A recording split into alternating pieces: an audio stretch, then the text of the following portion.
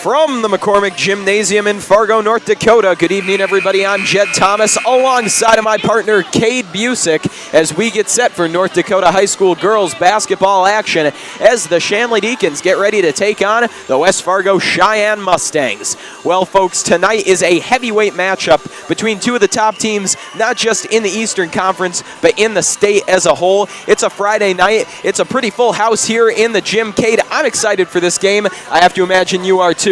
Yeah, Jed, I'm really excited. This is two of the top two teams in the state. We are really excited to see these two teams go at it for some girls basketball action. All right, well, folks, I'm going to have to send things down to the PA announcer here momentarily, but don't go anywhere. It's going to be a great night of basketball action here tonight. Going to have the girls game for you in just a few minutes, and after that, we'll have the boys game as well. So great night of basketball coming up after this.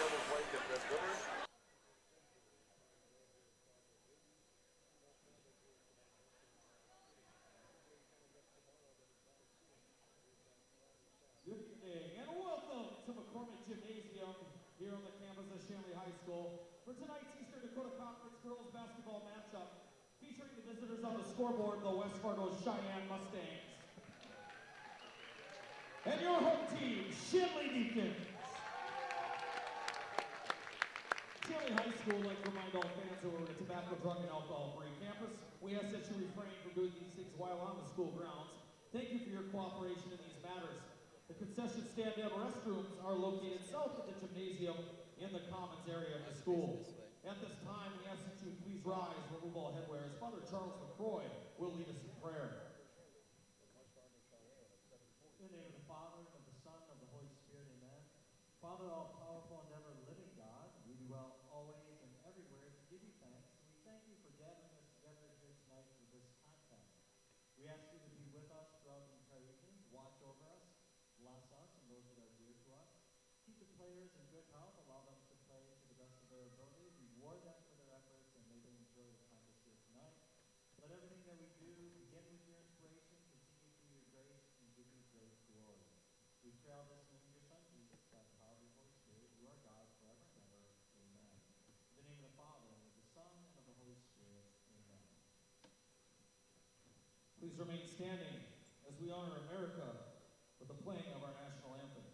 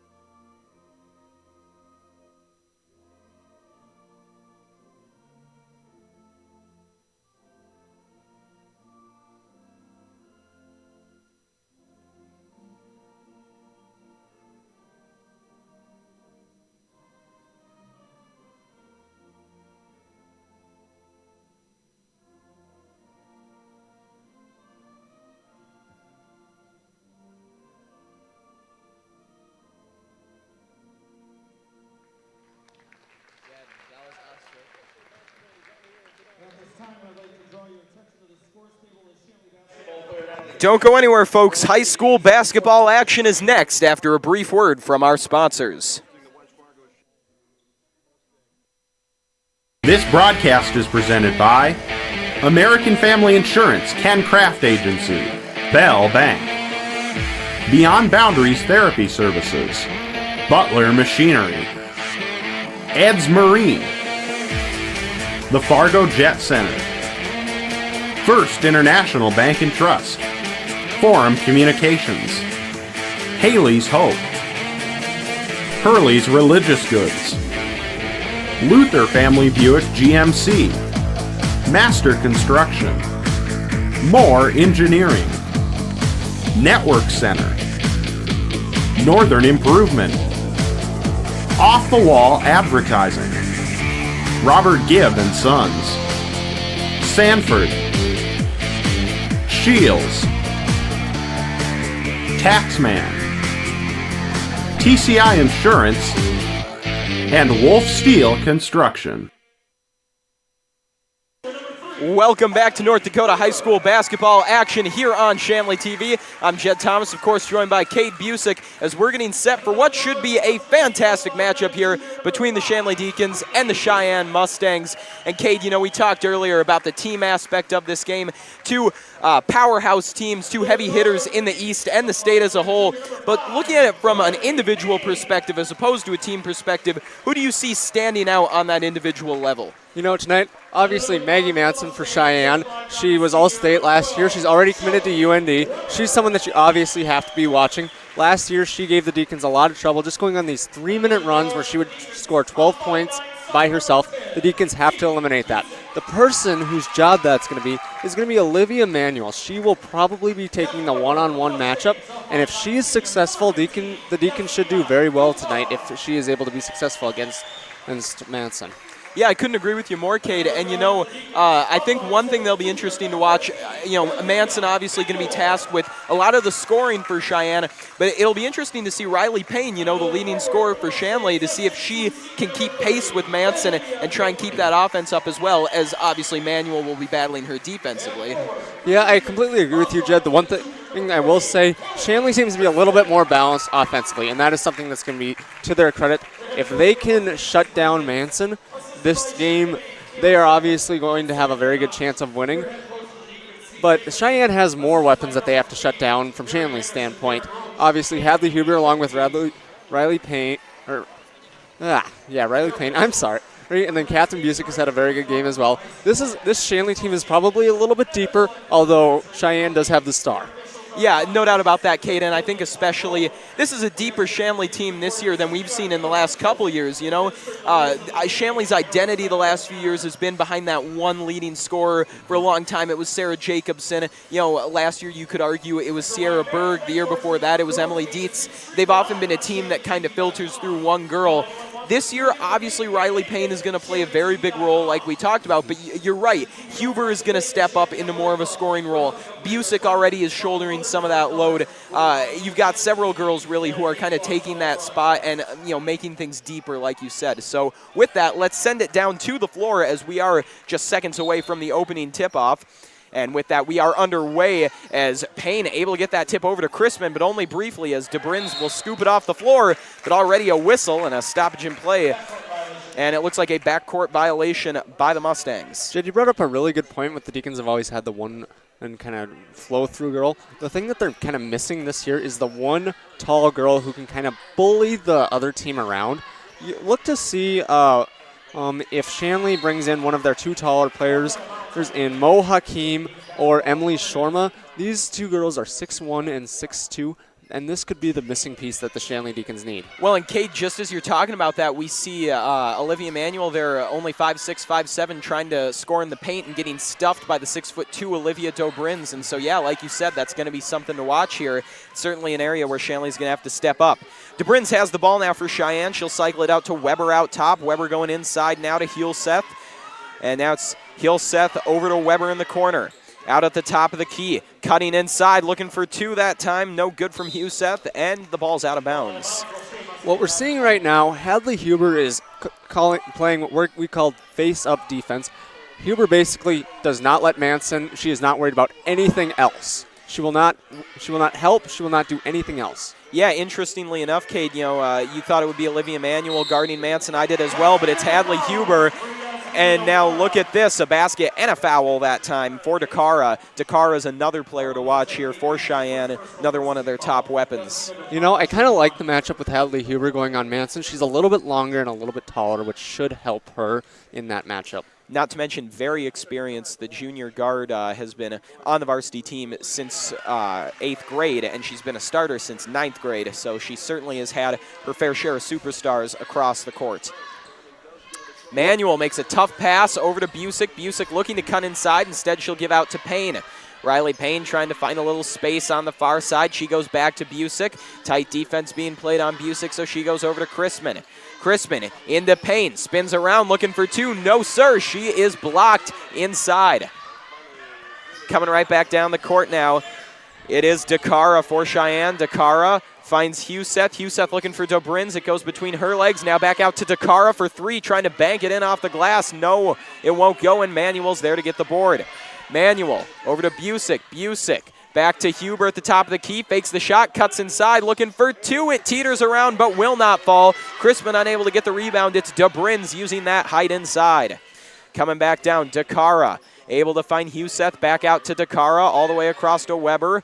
Weber looking, gives now to Manson. Manson hasn't had too many touches so far. Now shooting for three, trying to make her few touches count. It won't go, and now we got a whistle and a foul underneath. I think we're going to get an over the back here on Sheyenne. That's going to be Olivia Dobrin, and that'll be Shanley ball after that. One thing that we're seeing here, Sheyenne is putting on a full court press. This is something that Shanley really struggled with against Devils Lake last week. Yeah, that might be the blueprint to beat Shanley that Sheyenne has seen, as like you said, Devils Lake gave them fits with the press. Payne left wide open though. That shot just off the money, and so Sheyenne escapes unscathed from a bit of a defensive breakdown that time. Nice screen set, and now Manson pulls up for two, in and out, not quite. Payne there to get the board. We're still 3-0 in favor of the Mustangs. That's the look Sheyenne wants, so they got Manson off of Huber, and she got kind of a wide open look.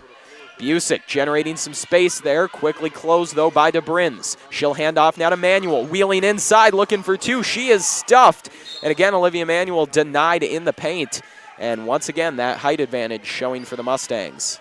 That's something that they're going to need to work on with her. I mean, that's twice in 2.5 minutes she's already been stuffed. Luckily, Shanley gets the ball back on that one, but that can't happen that often. Yeah, Manuel obviously a very talented guard. She's got that slashing ability as Payne is off the mark on that three ball. But, you know, height is height. There's not much you can do to compensate. And Manuel just having a tough time working against some of those longer, taller girls, as Manson is good for two and the foul.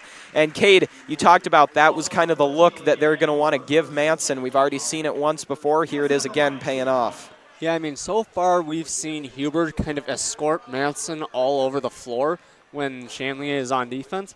That time she got a matchup with Olivia Manuel just kind of because it turned into a fast break, and it just didn't work out for the Deacons. Manson got a really nice shot off, and she gets the foul to boot. Busick finds Payne on the far side. Payne now looking at the double team, gets it back over to Busick. She has a little bit of running room. Now inside to Huber, corrals the pass. Shot just off the money, underneath, ball fought for, and a jump ball called. Possession will stay with Shanley, as 14 seconds are on the shot clock. Bit of a delay here in getting the ball set. So Riley Payne here to inbound now after sorting that out. Payne looking, gets it into Crispin. Crispin going up for two, denied, but fouled that time by Dakota. And that is one thing Kelly Crispin is very good at. She's excellent at drawing the fouls in the paint. It is finishing at the line where she's had some struggles. Let's see if she can correct those tonight. You know, but she's kind of been a little bit of that bully girl that they've looked for. Like I said, she's not kind of the tall girl to do it, but she's thick, and she gives the other teams trouble with that. And Crispin able to convert on the first free throw.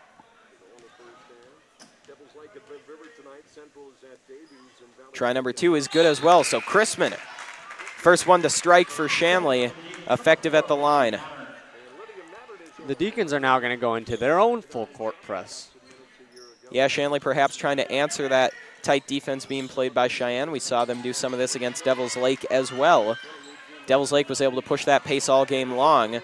Shanley hung with them for a while, but they were unable to match their cardio. Let's see if the Mustangs have similar conditioning to that Devils Lake team, as now Manuel's able to tie up Manson, and that's a jump ball. Possession will stay with the Mustangs, but that's a good sign for the Deacons.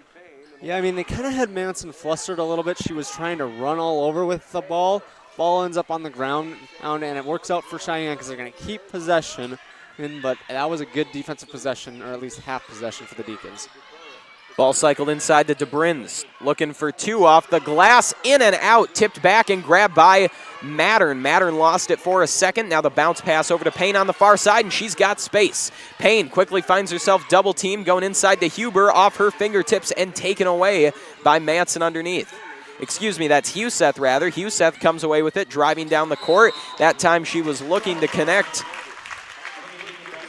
but had it intercepted. On Shanley, or Sheyenne, excuse me. Yeah, that appears to be the call as Riley Payne threads the needle and finds Hadley Huber. Ball over to Mattern on the far side. Mattern cuts in, works her way past 2 Cheyenne defenders, but the shot's no good off the rim. Manson headed back down court with it. Huber right across from her. She goes over to Weber on the near side. Then Weber goes to Huseth in the corner. Huseth working against Manuel. Back to Weber, then out top to Manson. Manson fakes the shot, cuts inside, little bounce pass. And the shot for 3 is short from Dakota. Busick gets the board and is able to keep it away from Cheyenne as they continue to roll that press. Busick has Weber across from her, goes to Mattern. Mattern inside looking for Huber, just grabs it. It's a dime from Mattern to Huber, and that makes it 6-4. That was an excellent pass, excellent vision by Mattern there to see Huber, and it just works out perfect for the Deacons. Well, there's some good vision by Manson going down to Huseth, who gets the basket and the foul. And Cade, that's now the 3rd time we've seen the 3-point play for Cheyenne. I mean, if you're the Deacons, I don't know what I'm telling you right now, if it's stay on your feet, but you can't foul. You're putting yourself in a bad position, and this is something that'll carry into the second half if you can't stop fouling, because you'll have to rest player, or not rest, but take players out because of foul trouble. Yeah, you can't be getting into that early, and you can't be developing those bad habits. You got to defend, you got to defend without fouling. Obviously, that's always the goal, and Shanley just not quite doing that right now. Again, worth noting, Kelly Chrisman not out there at the time, and not many girls, to work in the paint. So we'll see how they continue to adjust with that. As Huber cuts inside off the shot fake, tried to bank it in off the glass, no good. Payne grabs the rebound, though, and takes it to the top of the key. Payne now over to Busick on the near wing. Busick looking inside, nothing there. And the pass intended for Heinrich finds its way out of bounds. 9-4 the score in favor of Cheyenne. Huseth will inbound. Huber alone down court guarding Manson. They're going to make her work for every inch.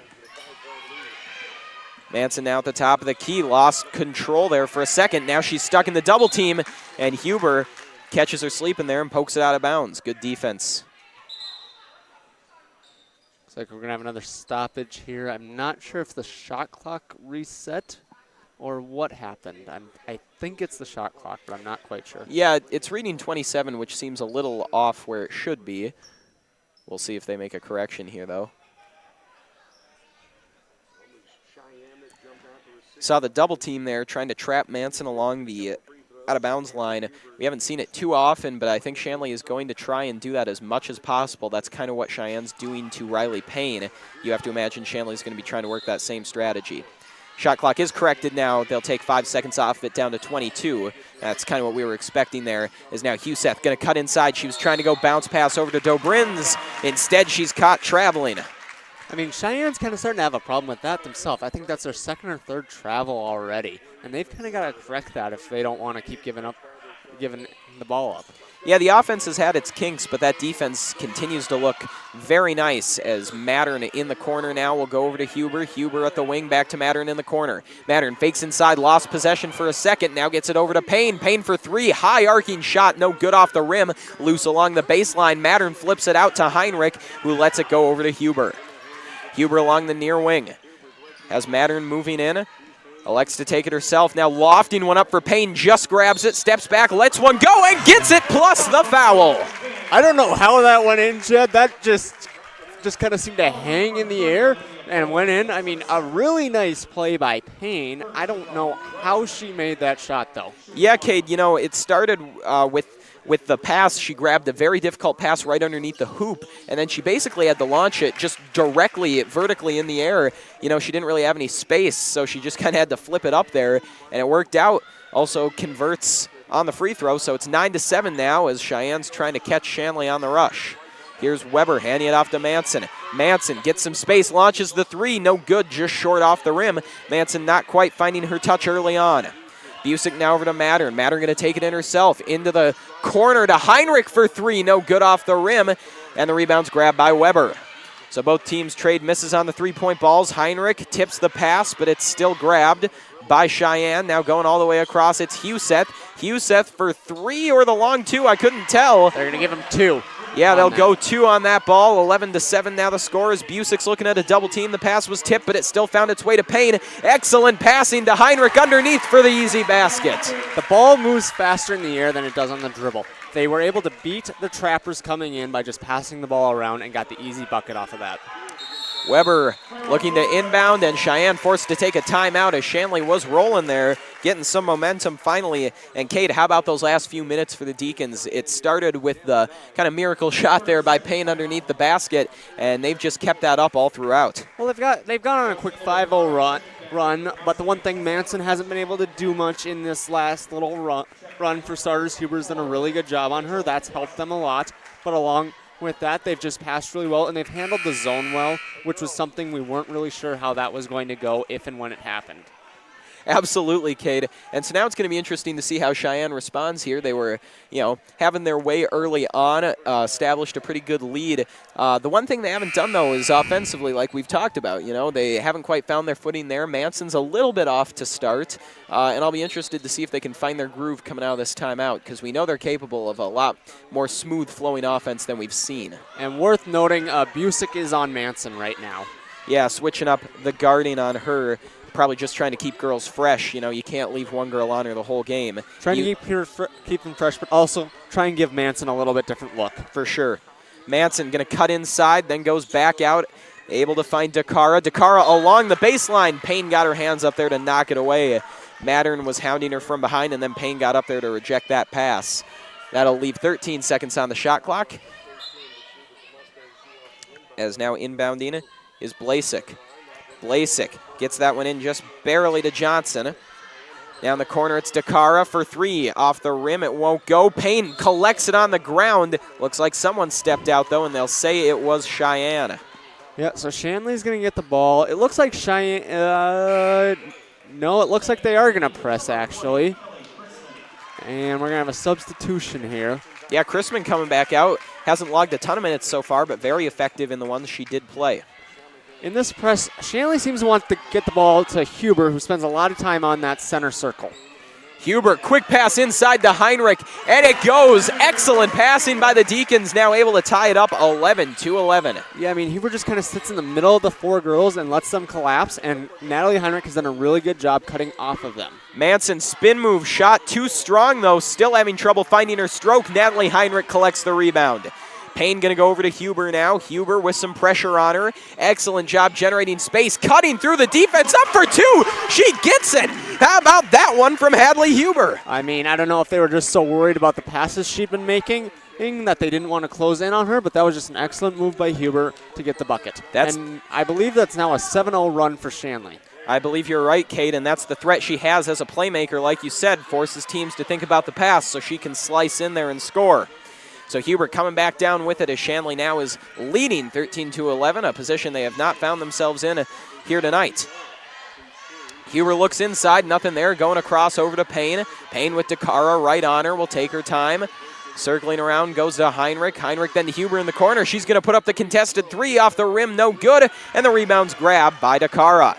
Dakota coming down, has Blasek open. Blasek, great move inside, then goes back out to Johnson for the long 2, and Johnson drains it. Some much-needed offense going there for Cheyenne.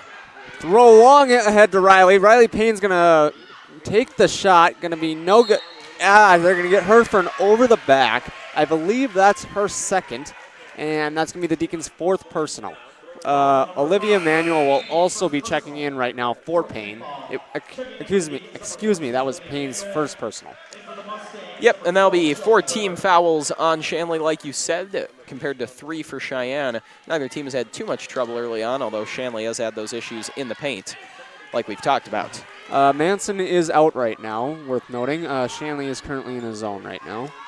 So all tied up 13-13. Like you said, Manson getting the rest, and that pass is lost in traffic from Johnson. It'll be called a jump ball as she was trying to see if I can get a number. I think that was Molly Lamp underneath. And unable to connect with Lamp that time was Johnson. So it'll be Shanley ball now on the alternating possession. Huber with it, but she's got pressure from Weber. Weber and Dakota right on her, circling around, trying to find some room. Now gets it to Heinrich. Heinrich looking to pull up. Instead, she goes into Chrisman. Nice little fake. Chrisman shot no good off the glass, and the board collected by Dakota.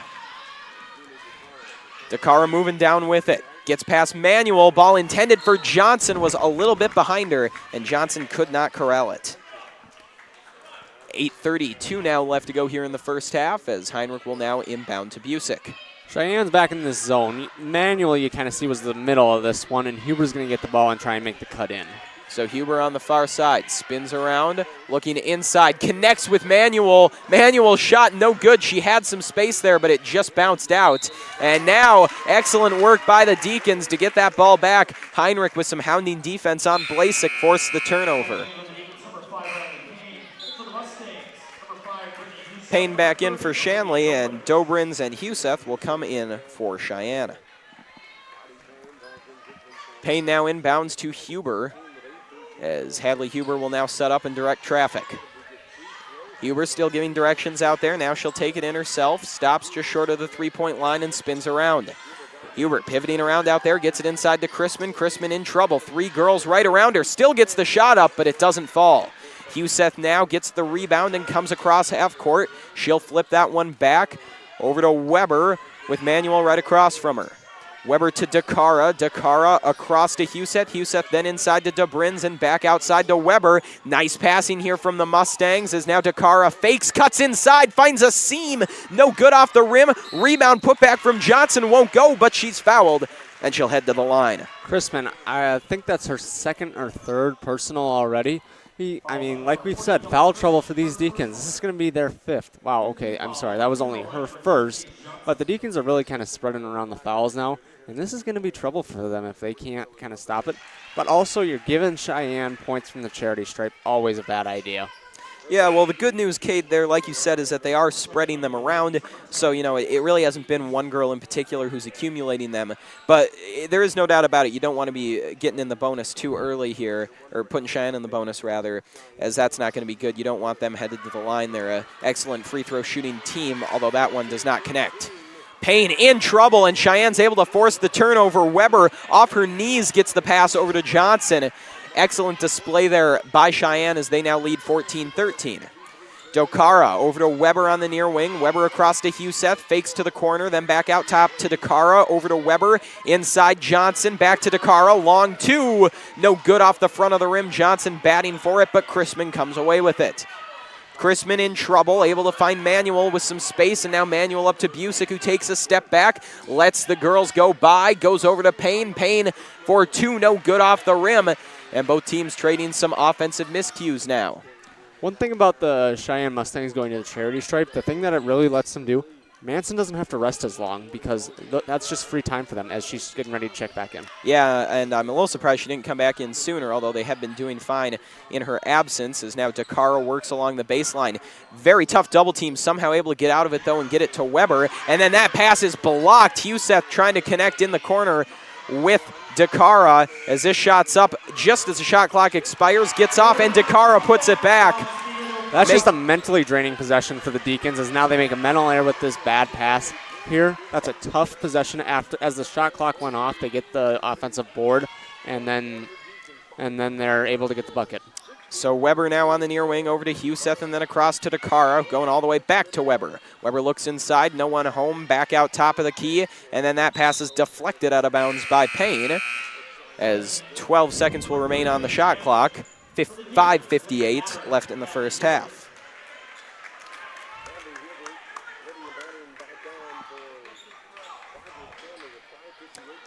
So inbounding now for Shanley, or I'm sorry, inbounding now for Sheyenne will be Weber. Straight out top to Huseth, 10 seconds on the shot clock. Here is Manson with Huber right across from her. Manson trying to work past Busick, gives that one off to Huseth, lets it go, no good off the rim, but the rebound grabbed by the Mustangs. Dakara looking for 2, and she gets it to go. Dakara has been generating the offense as of late now for Sheyenne. Huber now with it, and that was a little close, got a little handsy out there as this ball's tipped out of bounds. It'll stay with Shanley, but Cheyenne certainly getting under the skin of the Deacons. And Cade, you know, I noticed something on that last offensive possession for Cheyenne that we really saw against Devil's Lake when Shanley was playing them. Shanley really got out-rebounded there. Cheyenne was getting all sorts of offensive boards, and that allowed them to finally get points as that pass was jumped by Weber. But that's definitely an error Shanley's going to have to correct. I mean, rebounding, that's two things. One, effort, and I mean, that's just something that's got to be fixed. Two, conditioning, because people, when they see that ball go up, they kind of see, all right, this is a quick break. It can't be. You can't let that be that. As you see, Riley Payne puts in the effort. She gets that second chance. The bucket doesn't go in, obviously, which is tough, but she gives her team another chance to get some points on the board. So low scoring affair so far, only 18-13 here in favor of the visitors as DeBrins goes up for two. That's in and out off the rim. Here's Mattern on the far side being shadowed by Weber. Weber pokes it away. What a steal here from Weber, spinning around trying to keep it safe. Winds up in the arms, that time of Manson. Manson going over to Huseth, inside to DeBrins. DeBrins pulls up for two, in and out. She just cannot get one to fall. DeBrins has had several opportunities that just haven't gone. Manuel at the top of the key over to Payne. Payne cuts inside, makes a move, launches an awkward shot up for two. Hey, she'll take it. Bit of an awkward looking ball, but it still goes. I don't honestly know if she expected that to go in herself. I think she was expecting a foul there and was just kind of like, well, okay. I mean, either way, points are points as now Weber on the near wing. Looks to her right, nothing there. Ball cycling back and forth now between Dakota and Weber. Dakar at the top of the key will direct traffic, then cut inside, back out to Weber. Shot clock winding down. Dakara along the baseline, lets it go. Had a look, it's off the rim though, no good. And a foul against Sheyenne. This is going to be an over the back on Sheyenne. That's going to be their fourth team, and that will be Dobreen's third already. Yeah, DeBrins has had a little bit of foul trouble here. She's been having trouble offensively. She's been a force on defense, but offensively has not been able to get much going, as you saw there, trying to get the board, get some points, but ended up in the foul. Cheyenne's got this press on. They're now in a man-to-man press as opposed to a zone that we've been seeing earlier. So Payne, quick inbound to Busick. Busick going to work along the far side. Mattern open underneath, corrals a pass and gets it to go. 18-17 now, a one-point game. Hey, you know, that was a really nice pass by Busick, an extraordinary catch by Mattern, and then a really nice bucket for the finish. Yeah, that's what Shanley's been looking for the last few minutes, is now Cheyenne's looking to respond. Manson from the corner has not found her stroke as of yet. Just not quite on her usual rhythm offensively, as this will be a jump ball that'll stay with Sheyenne. You know, if you're Shanley, I don't think Manson's made a three, so you're really happy about that. You haven't let her take over the game. It's only a one-point game. You're ecstatic about the way your defense is playing. Got to worry about the offense a little bit right now. Yeah, I'd agree with that, Cade. Neither team, though, has really gotten much going offensively. I think, though, for sure the team that finds their offense first will likely be the one who walks away with the victory, as Cheyenne's had a lot of shots like that going in and out, and Mattern's had a lot of plays like this. What a move underneath. Can't get the shot to go, but, boy, she has been wide open in the Cheyenne zone several times now. Yeah, she's just pushing it up the floor or in getting to where she needs to be. That's what you can do to get your best shots. On the outside, it's Huseth with Manuel across from her. Cutting in, flicks that one over to Johnson, who gets the shot to go for two. 20-17 now after the bucket from Paige Johnson. Payne will come down on the far side. Cuts in, shot won't go. Didn't even hit the rim. That's just good defense from Sheyenne. Johnson at the top of the key, over to Weber. Now back to Dakara, and then in the corner to Huseth. Huseth for three off the rim and out of bounds. It'll be Shanley ball. And now the Deacons will take a timeout. You know, I think the Deacons feel a little bit disoriented. The pace is kind of going quick, and there's kind of a little bit of chaos going on. Some long passes, some not great shots. But now they just got to take a deep breath. All right, here's what we're going to do. We're going to do this to beat our press, and we're going to get some buckets now. And Cade, with only 2:44 left to go here in the first half, it's a 20-17 game in favor of Sheyenne. Are you surprised at all at how low scoring of an affair this is? Yeah, I'm really surprised, actually. I mean, Maggie Manson is known for her three-point shooting. I don't know if she's made one. On top of that, Shanley has all kinds of weapons. Payne, Huber, Busick. They have the weapons, and I don't know if Busick has taken a shot. Payne, I think, is about 50%. Huber is playing really well, though. I'll give her credit. But the players that you're expecting to make the buckets tonight just haven't been. Yeah, that's definitely been the case here. I think everyone was expecting a little more offense than we've seen. Definitely from Manson, averaging 20 points a game, and I think she's at about 3 right now, maybe 5. But that's just not at all what anyone saw coming here tonight. She's just usually, like you've talked about, so good at taking over, and that's not been the case. By the same accord, though, it's been the same situation for Shanley. You know, Payne, kind of the offensive counterpart to Manson, has had those same struggles. She's gotten maybe a few more touches, a few more shots off, but still has struggled to get anything to fall. So 2:43 left now after the Shanley timeout.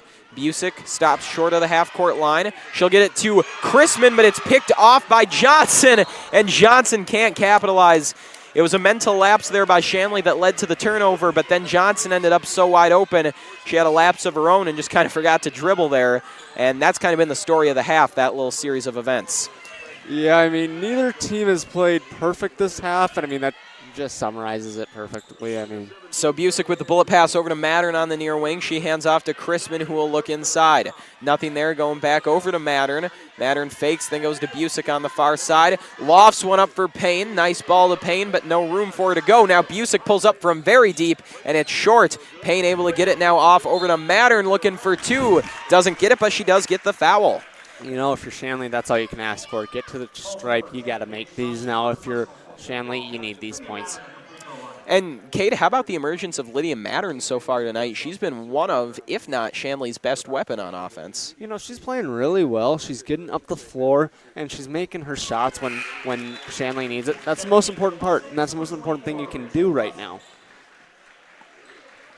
So Mattern at the line. You know, we were talking about how Manson has struggled a little bit. Remember, she kind of does it all in runs. It looks like we're going to have a violation on Shanley. The free throw will not count, as I believe Shanley went across the line early. All right, so an unfortunate break there for the Deacons as they had something going, but that'll take the momentum away. As now with 2 minutes left, Manson will cross the half-court line with Busick right across from her.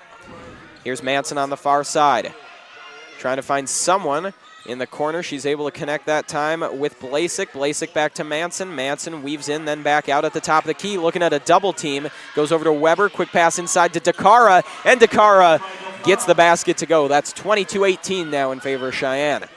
Huber along the near side with it. Manson putting pressure on from behind. Inside to Chrisman. Chrisman out top to Payne. Payne cuts. Now to Busick open in the corner for three. Busick answers with the three ball. You know, that's a big shot for Shanley. They needed that bucket. I mean, you got to get it going defensively. You need to stop if you're Shanley right now. Yeah, neither team has really done any damage from three-point range, so Shanley happy to be the first one to get that going, as now this ball is going to roll all the way down and out of bounds. I thought that ball was kicked, but I'm not sure. It did appear to go off the foot of a player. Regardless, it did go off of a Shanley player, so it will be Cheyenne ball. However, they're only going to have 15 seconds on the shot clock starting from in their own territory. So Blasik with 10 seconds goes to Manson out top. Manson gets the screen, fires a beauty of a pass inside for two that time. It was Weber, couldn't get it to go.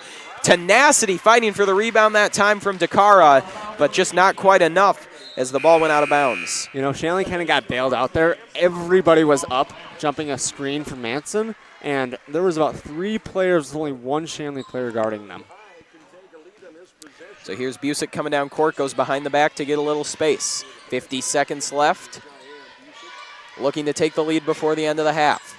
Here's Huber directing traffic inside to Chrisman. That might have been intended for Busick, but it does not matter. Kelly Chrisman does it herself and gets the two to go, and now it's 23-22 in favor of Shanley. A really nice play by Chrisman. Manson pulling up for three to answer. In and out, the rebound grabbed, and it'll be a jump ball that'll go the way of Shanley. Nice job that time by Lamp to fight for it, but the jump ball is alternating possession, and so it will be with the Deacons.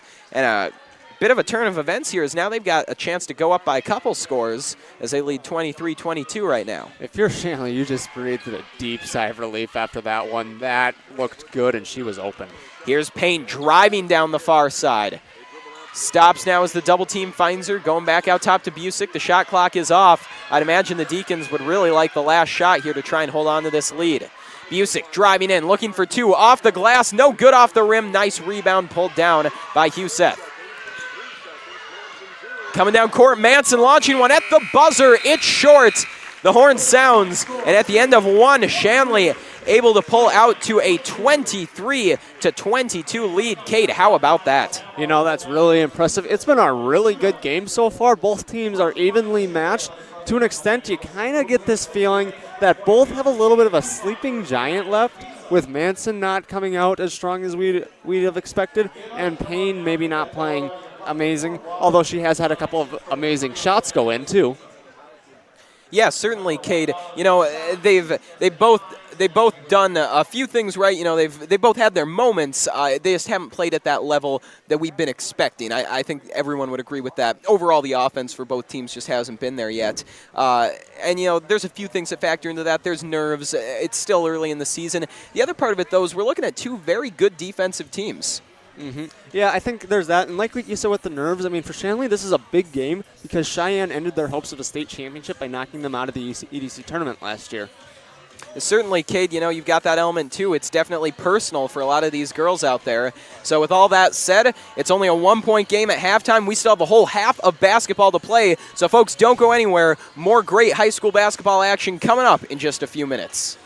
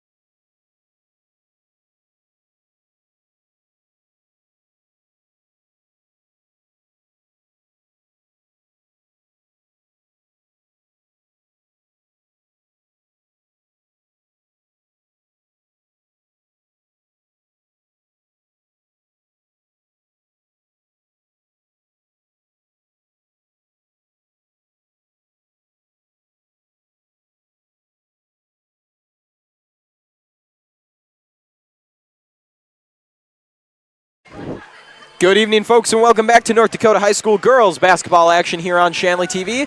Jed Thomas here alongside of Cade Busick, and before we get back to it, we want to quick remind you that Shanley TV is made possible in part by the Shanley Athletic Club and their generous members. Check out their website today at shanleyathleticClub.com to learn how your membership contributes to Shanley TV, the Deacon Den, and many other student-athlete needs. While you're there, be sure to renew your annual membership by clicking the Join Now button or become a member if you're not one already. It's easy to become a member, and anyone can join, so sign up today. The Shanley Athletic Club, taking Deacon athletics to a higher level.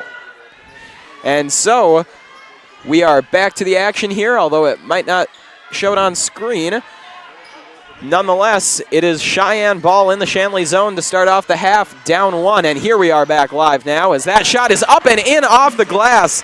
Huseth able to bank it in to retake the lead for the Mustangs. And at the end of that first half, it was Shanley who had the momentum, scoring quick to take the lead as Sheyenne held it for most of the half. And now Kelly Chrisman going to take it right back with that basket off the glass. Some much-needed points in the paint, something the Deacons have had trouble finding. Yeah, she just kind of muscled it over for Sheyenne and got the bucket for Shanley, which they needed right now. So along the far side now, it's Weber moving it. Weber goes inside to Manson.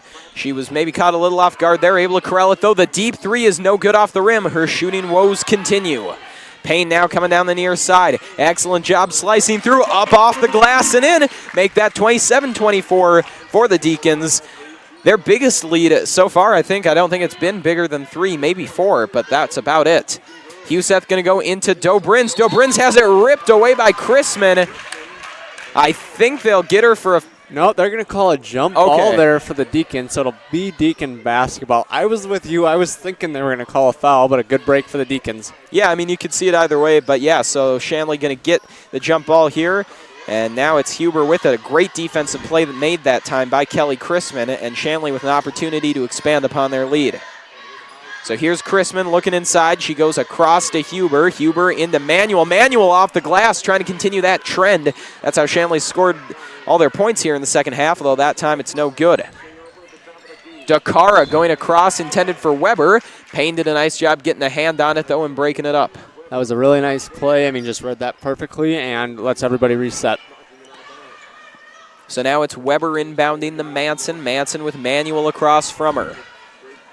Manson moving around slowly but deliberately. She goes to Huseth now on the far side. Out top, it's Weber open for 3. No good. Rebound pulled down by Dobrins. Dobrins with the bounce pass over to Huseth, and Huseth out top to Manson. Manson gets the screen. Pull up for 3. It's short off the front of the rim. Dobrins will get the board once again. Here's that offensive rebounding of Sheyenne as Dobrins is caught in a triple team, and she gets whistled for the travel. Excellent work there by the Deacons. They couldn't pull down the rebound, but they were able to force the turnover. I mean, really nice play. I thought they were actually going to pick up a foul. She was kind of throwing elbows a little bit, but they're going to get the ball back anyway. Payne along the near side, spins around out top to Manuel. Manuel kicks it over to Chrisman. Chrisman no good off the rim. They missed Busick open behind at the three-point line, and that's unfortunate. It's going to be Chrisman with the push. That's going to be her second personal now. Yeah, they don't get the points and they pick up the foul there. And so Manson will give off to Johnson as she'll bring it down court. Or actually, that's Weber, sorry. Weber now going over to Dobrins. Dobrins up top to Manson. Manson with Huber across from her. Going to cut inside. Her pass, though, goes off the midsection of Payne. It ends up out of bounds. Last touched by Weber, they'll say. Good defense played that time by the junior.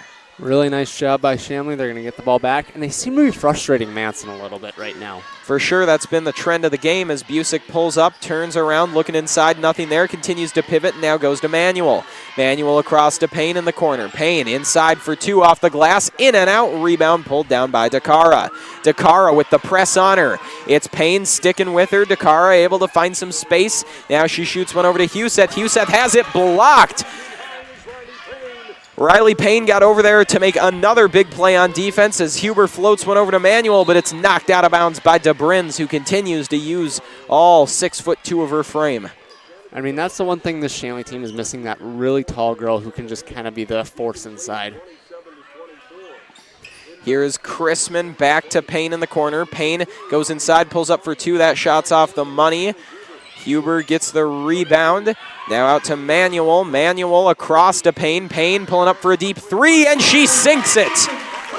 Really nice play for Shanley. I mean, Payne, great shot. She needed that. I mean, that's going to be a huge confidence booster for both her and this Shanley team for the rest of the game. So with it, it's Weber out top trying to slow things down as Cheyenne now trails by 6, finding themselves in an unfamiliar position. Dakota got tripped up there, able to recover and get the ball in the corner with it now. It's Weber going over to Manson. Manson, very contested 3, is off the rim, no good. They're going to say a foul on Huber, though, I believe. That's going to put Manson on the line for 3. That is not something you want to do if you're Shanley. No, you know, she hasn't been able to score really anyway so far, but at the line has been where she's been able to do most of her damage. So like you said, Kate, you've been stopping her everywhere else. This is the one spot, though, where they make it easy on her. So Manson hits the first one. She is, like we said, had a tough time shooting so far, and that free throw is off the front of the rim.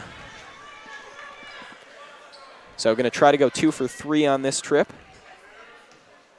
And salvage it after the miss.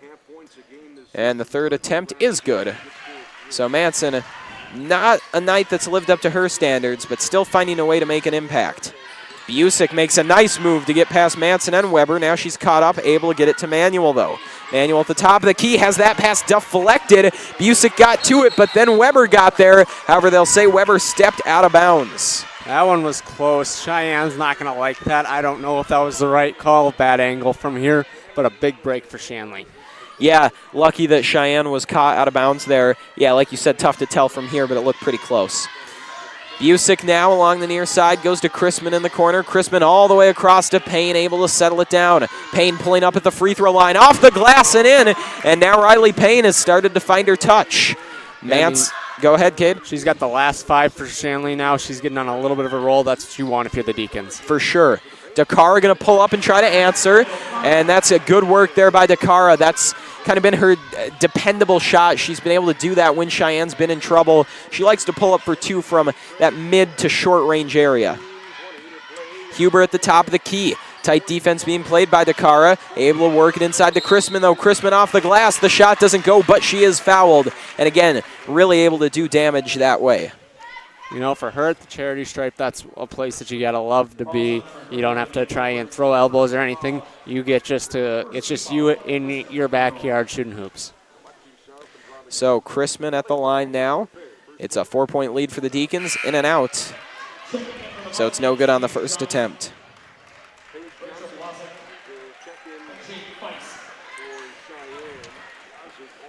Feist, Blasek, and Johnson all going to come in now for Cheyenne. And Chrisman lets the second one go, so she makes it a 1 for 2 trip. Mattern going to come back out for Shanley. She was a key player in that first half. Not usually a huge offensive contributor, but she scored a lot of Shanley's points there in the first. So Huseth now has it on the far side. Out top to Dakota, now to Blasek on the near side. Blasek back to Dakota, and then inside intended for Feist. Feist trying to rip it away on the ground. Whistle and a jump ball was called before Payne could tear that one away. What you're seeing right now, Manson is out of the game, so Shanley's able to play a true zone and not really need to be so dedicated to guarding one area where Manson is. So inbounding it, here's Blasek. Got to get rid of it quick. I don't think she did in time, and no, she did not. That is the call. I mean, that's just great defense by the Deacons if you can get a 5-second call right there. Yeah, nothing quite as satisfying as that defensively. That really proves that you really shut down all options for him. I mean, there's no other way to put it. Huber now to Mattern on the far wing. Mattern with Feist right on her. Nice pass over to Huber. Huber along the seam and off the board. Huber makes it 35-28, and Cheyenne wisely taking the timeout as they have found themselves in a little bit of trouble. 12:44 to go in this second half, trailing by 7. And Kate, how about the way Shanley has come out here in the second half? You know what? They're coming out with fire. They're coming out fast. And they're kind of just pushing Cheyenne around a little bit right now. Kelly Crispin a couple of times has thrown an elbow or 2 inside, but she's gotten the ball to go in, then get to the stripe. And, I mean, they just seem to be getting the bounce to go their way that wasn't earlier. Whether it was the players stepping out of bounds or a couple of tip balls that they've gotten, And those balls just seem to go the other way in the first half. Yeah, and not only has Shanley been getting that offensive game going, but it definitely feels like Sheyenne has had fewer opportunities on offense themselves. They didn't have a ton in that first half. It was pretty defensive, but it sure seems like Shanley shut them down even more here in the second. So really, you can't ask for a better start to the second half here if you're the Deacons. Yeah, and I mean, one thing that I've noticed, neither team is pressing. I don't know if that's because they're tired or what it is, but for some reason these teams have decided we're just going to try and play half-court defense. That is a very good point, Cade. That full-court press has given Shanley a lot of problems in the past. And like you said, I would wager that you're probably right in that it's a fatigue thing. Not a lot of teams can keep up that full court for a whole game. And so my guess is that's why Sheyenne has backed off. And I don't think Shanley will play the full court unless Sheyenne does it. They really only use it in retaliation. So here's Johnson over to Huseth on the near side, out top to Blasek. Blasek with it on the far wing. In the corner to Dakota, back to Blasek. Shot for three is no good. Payne trying to corral it, but she ended up stepping out of bounds. So an unfortunate break there for the Deacons, although that shot didn't connect with anything, so there's only 7 seconds left on the shot clock. Sheyenne and that, they almost were like, all right, who's going to shoot it now? They did a couple passes back and forth between each other, just waiting for that. So 3 seconds left on the shot clock. Johnson lets one go. No good. Had to let one go. She had a good angle, but just couldn't get it to connect. So still a 7-point lead for Shanley. Huber catches that dime of a pass, and Payne puts it in to complete the play. Manson bringing it down now. It's a 9-point deficit for her Mustangs. They're going to have to answer here quick. Huseth. Over to Blasek, who's still holding on to it. Now back to Huseth on the far wing. And inside to Johnson. Johnson with Manuel right across from her. Looks to her left, looks to her right, and then gives it to Feist. Manson at the top of the key to Blasek. Shanley sealing everything up. 10 seconds left on the shot clock. Manson going to have to drive in the corner, able to find Huseth. And it looked like it was going to be a foul, but they catch Huseth for the travel. And Cade, this Shanley defense is just locked down right now. I mean, they're playing a zone, so this isn't really what you'd expect, but they're just jumping everything and getting really up onto the offensive player, and it's just giving Sheyenne problems right now. Huber takes the feed from Busick inside, can't get it to go. Payne collects the loose change, puts one up for two. It's short off the rim, and corralled by Blasek. Jump ball going to be called as Huber got there to try and rip it away. And so this should be Shanley ball with the alternating possession. Another good play defensively for the Deacons. Yeah, I mean, Sheyenne is just having some problems getting the ball into the front court. And if they can do that, they're doing all right. But until then, they are just really struggling. Loose ball, corralled by Sheyenne only momentarily, though. They will say it's Mustang basketball, however. So Weber inbounds to Manson, who goes right back to Weber, and she'll carry across the half-court line now. Weber over to Feist. Feist looks inside, not a lot there, so she goes to Manson out top. Manson continuing to stay quiet on the night, able to find Dakota, now back out top to Blasek. And to Feist, and then back to Weber out top. Feed over to Huseth, who can't find space. Blasek couldn't get that one to go. It's stolen by Manuel. Manuel wide open, goes for the layup. Easy bucket for the junior. 11-point deficit now for Sheyenne. Really in trouble. Still 10:30 to go. Plenty of time, but they got to show something. I mean, what we're kind of seeing, we talked about with Shanley, they've got the depth. It's everybody scoring. Where Sheyenne, we kind of talked about, had the one player. She hasn't played up to her potential tonight. And that leaves you struggling. And Paige Johnson going to draw the foul there, going to get called for the foul. So that's the second team foul on Sheyenne here. It's 2 team fouls apiece as that ball was jumped by Weber. Sheyenne has put the press back on, probably just trying to force some action right now. So coming back down with it is Manuel. Manuel holds up at the three-point line. Great feed inside to Matter, and out to a wide-open Busick for three. Splash! There's the three to make it 42-28. And just like that, it's a 14-point lead for the Deacons. Who would have thought it at this juncture? You know, that was a big shot. Cheyenne now has to figure out how are we going to stop the bleeding. That's what you got to be talking about this. We got to get a bucket now, something to change the momentum and to just stop the bleeding. Yeah, no doubt about that, Kate. I mean, that's definitely what the timeout is for, trying to just kind of, like you said, stop the bleeding, stop the damage here, and reassess the situation. This is not a position they're really accustomed to being in. They did lose early in the season to Mandan by a pretty wide margin, but that's a Mandan team. They were runners-up at state and favorites to be back in that title game again this year. So Cheyenne has seen adversity, but I don't think they were really expecting it tonight. You know, I don't know if they were necessarily favorites on the road here. Then again, it's an in-town game against Shanley. I'd say it was pretty even headed into tonight, but I don't think anyone expected them to be down 14 at this point. Yeah, they definitely didn't expect this. And, I mean, it's just been since half that Shanley has broken out here. I mean, this was a very competitive game since half. Cheyenne has only scored 6 points in the last 8 minutes of this half, and they didn't do a whole lot in the last few minutes of the first half either. For sure, Cade. They've really looked flat since the end of that first half, and they just haven't been able to find their legs since then. I really think we're starting to see a little bit of fatigue, and that's becoming part of the problem for them. Yeah, potentially running that full court press that worked so well in the first, that may have worn them out here for the second half.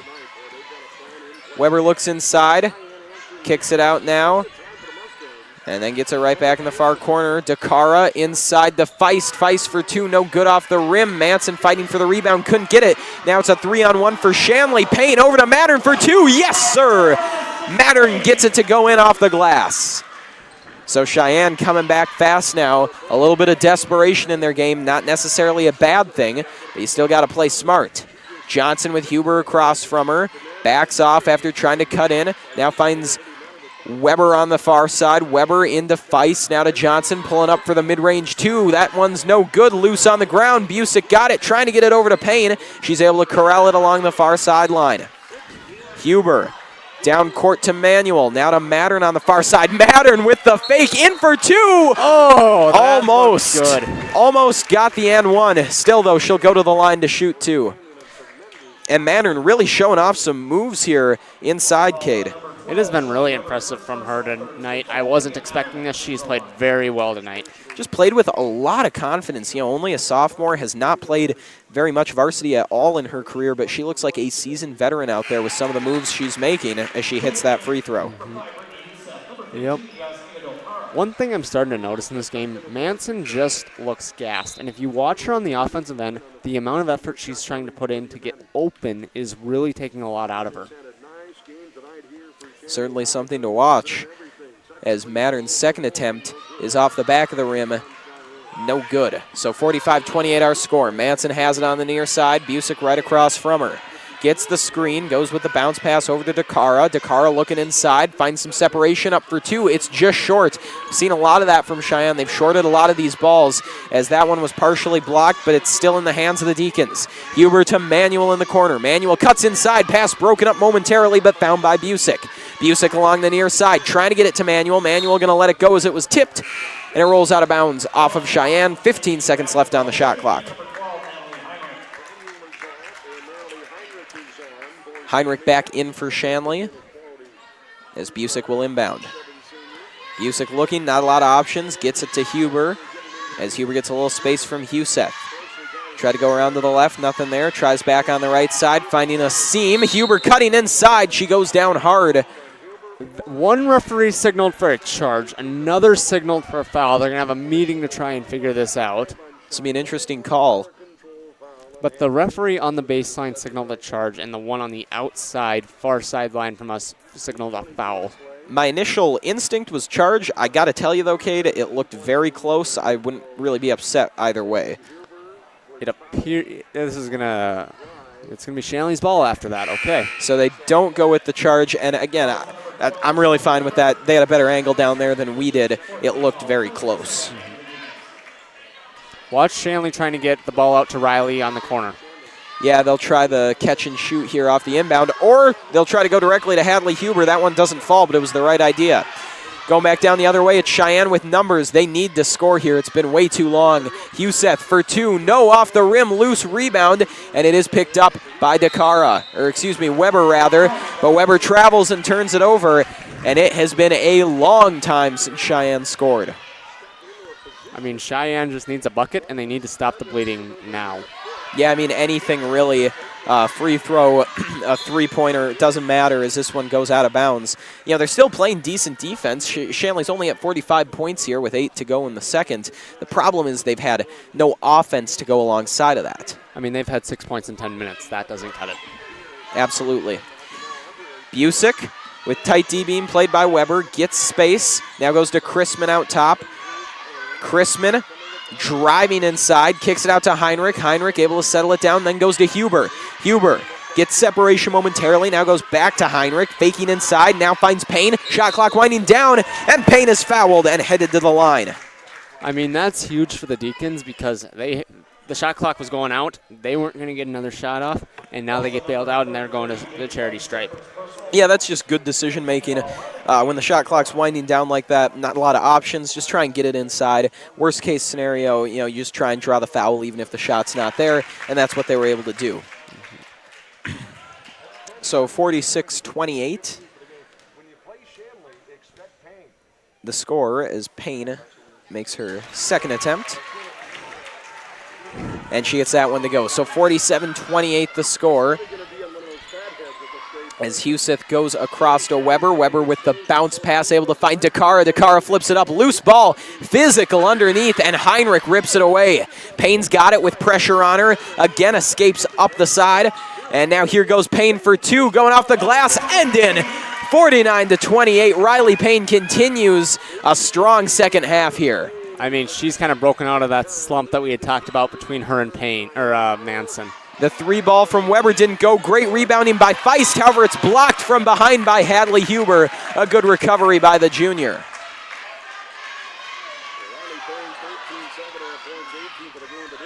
A 21-point lead for Shanley with 7:05 to go. A dominant second half so far. Sheyenne looking to score for the first time in a long time, but a whistle and a foul going against the Deacons. It looks like they'll get Chrisman. I'm not quite sure what they were calling there. I don't know. I'm not either, Cade. It was pretty physical around there, so a couple girls were bouncing off each other, and it looks like maybe Chrisman just got too physical, or maybe she was the one who got caught, as that shot won't fall. And now 49-28 still our score, as it'll stay Sheyenne basketball. Fouls are 5-3 with Sheyenne leading the way in that department, so they're not doing too well there either, as Feist will let it go for two, and that is exactly what Sheyenne needed. Not a lot, but it is something. You just need points of any form, and that was a pretty shot there, Cade. That was really nice. But yeah, like you said, they needed that badly, and that's going to make, maybe they can get a little run going here. We'll see. Payne trying to answer that time. Shot was no good. It's going to be Chrisman's fourth right now. Yeah, that'll be another foul on Kelly Chrisman. Unfortunate for Shanley, as she's been playing well up to this point, but going to have to give her a break here as she is at that 4-foul mark. 49-30 with 6:37 to go. Sheyenne just got their first basket in a long while. Now they got to try and get another here, and they got to start moving at a pretty fast rate if they want to get back in this one, as that three ball won't go. And that's been a story of this game, as we got another jump ball that'll go the way of Shanley. The three ball has not been there whatsoever for Sheyenne, Cade. Yeah, I mean, that's been tough, but I mean, all of these shots lately are just bouncing off the rim, and that's something that's been a real problem for them. Yeah, part of it, Cade, is they've also looked snake-bitten, is now we do have a player down for Shanley. It is Payne. And that's not a good sight for the Deacons. One of their key players, obviously, down. So not sure what that is. We'll let them deal with that. But, yeah, Cade, snake-bitten, I think, is the best word to describe their shooting in this game.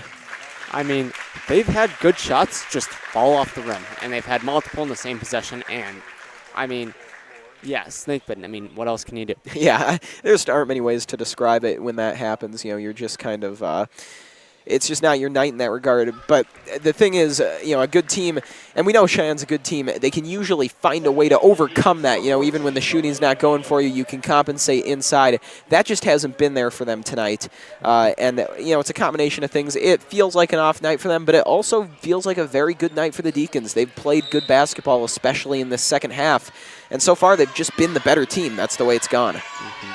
So Busick going across the half-court line, trying to find Matter. An excellent defensive play made by Weber, as now she'll get it up to Dakota. Dakota weaving inside, kicks it out to Weber. Weber for three. This one doesn't go either, and Mattern grabs the board. Mattern cuts back, finds Busick. Busick, good job stepping back and letting the defense run by.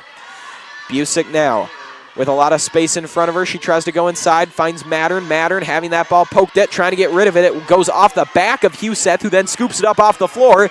Mustangs have numbers headed back the other way. Shot for three from Manson, and finally, Manson finds her stroke. Hopefully not too little too late. 5:40 left, they now trail by 16. You knew it was going to happen. It was just a matter of when. But good news for the Deacons, Riley Payne is going to check back in. So now here is Manuel having that one poked away. Had it one moment, then not the next, but she comes right back to grab it, and a jump ball called. So it'll stay with Sheyenne, but it's still an excellent job by Manuel to recover and make up for that mistake. So some substitutions here for Sheyenne. Johnson coming back in along with DeBrins. And those will be some important players. DeBrins, arguably their best post player, as they did take Feist out, so they'll continue to operate with just one big there. But still, interesting to see the matchup problems she can create, as this shot is let go, no good that time from Dakota. And now we got a whistle and a foul going against Shanley, it appears, or excuse me, against Sheyenne. It looks like McKenna Bars just checked in, and if I had to guess, she was brought in specifically for the reason to not annoy, but to man up Manson.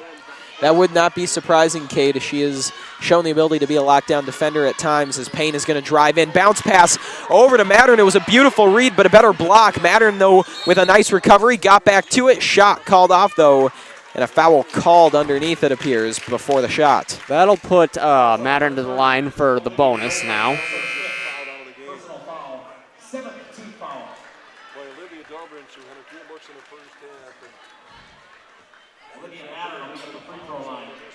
So Mattern will go to the line. And Cade, she has really continued to have a nice game here for Shanley. She's had a really nice game, and a game that the Deacons needed. They needed someone to step up for them, and this has been really helpful for them. So at the line now is Mattern, as the Deacons lead by 16. First attempt, no good off the rim. Rebound grab by Weber, shooting the bonus, so it was a 1-and-1. Weber coming down fast. That would have been huge if she could have gotten it. And here's a steal for Weber, so maybe she'll get a second try, as that first shot didn't go. Dakota with it, working along the baseline, having to fight for every inch. They'll say she stepped out, though, and Shanley continues the suffocating D. That is really nice for the Deacons. You get the ball back. Now you got it. Now your one thought has to be, all right, we got to take 30 seconds off the clock here, and we got to just drain this clock. We can't possessions are your enemy. Yeah, no doubt about that, as now looks like Shanley is going to take a timeout. And so they'll likely be trying to figure out what their strategy is for the last 4:42 here, as like you said, Cade, their ultimate goal is going to be to run the clock out. Obviously, you can't just sit back and do that, but it's going to be a big part of your game plan. If you're Coach Jacobson, I think right now you're trying to get your free throw shooters in, the ones that you think can make the 1-and-1. If they're going to be fouling you don't want them to just be able to foul someone who you don't believe will make these shots and kind of do a hack-a-shack type deal.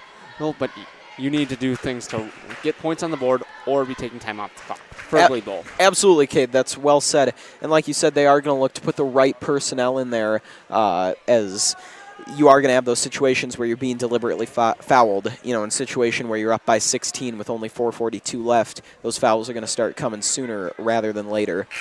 And folks, as the horn sounds to end this timeout, we do want to remind you at the conclusion of this game. Do not go anywhere. There's going to be about a 15-20 minute layoff in between games, but then we're going to have the boys game for you. That'll be obviously against Sheyenne as well. That should be another good one.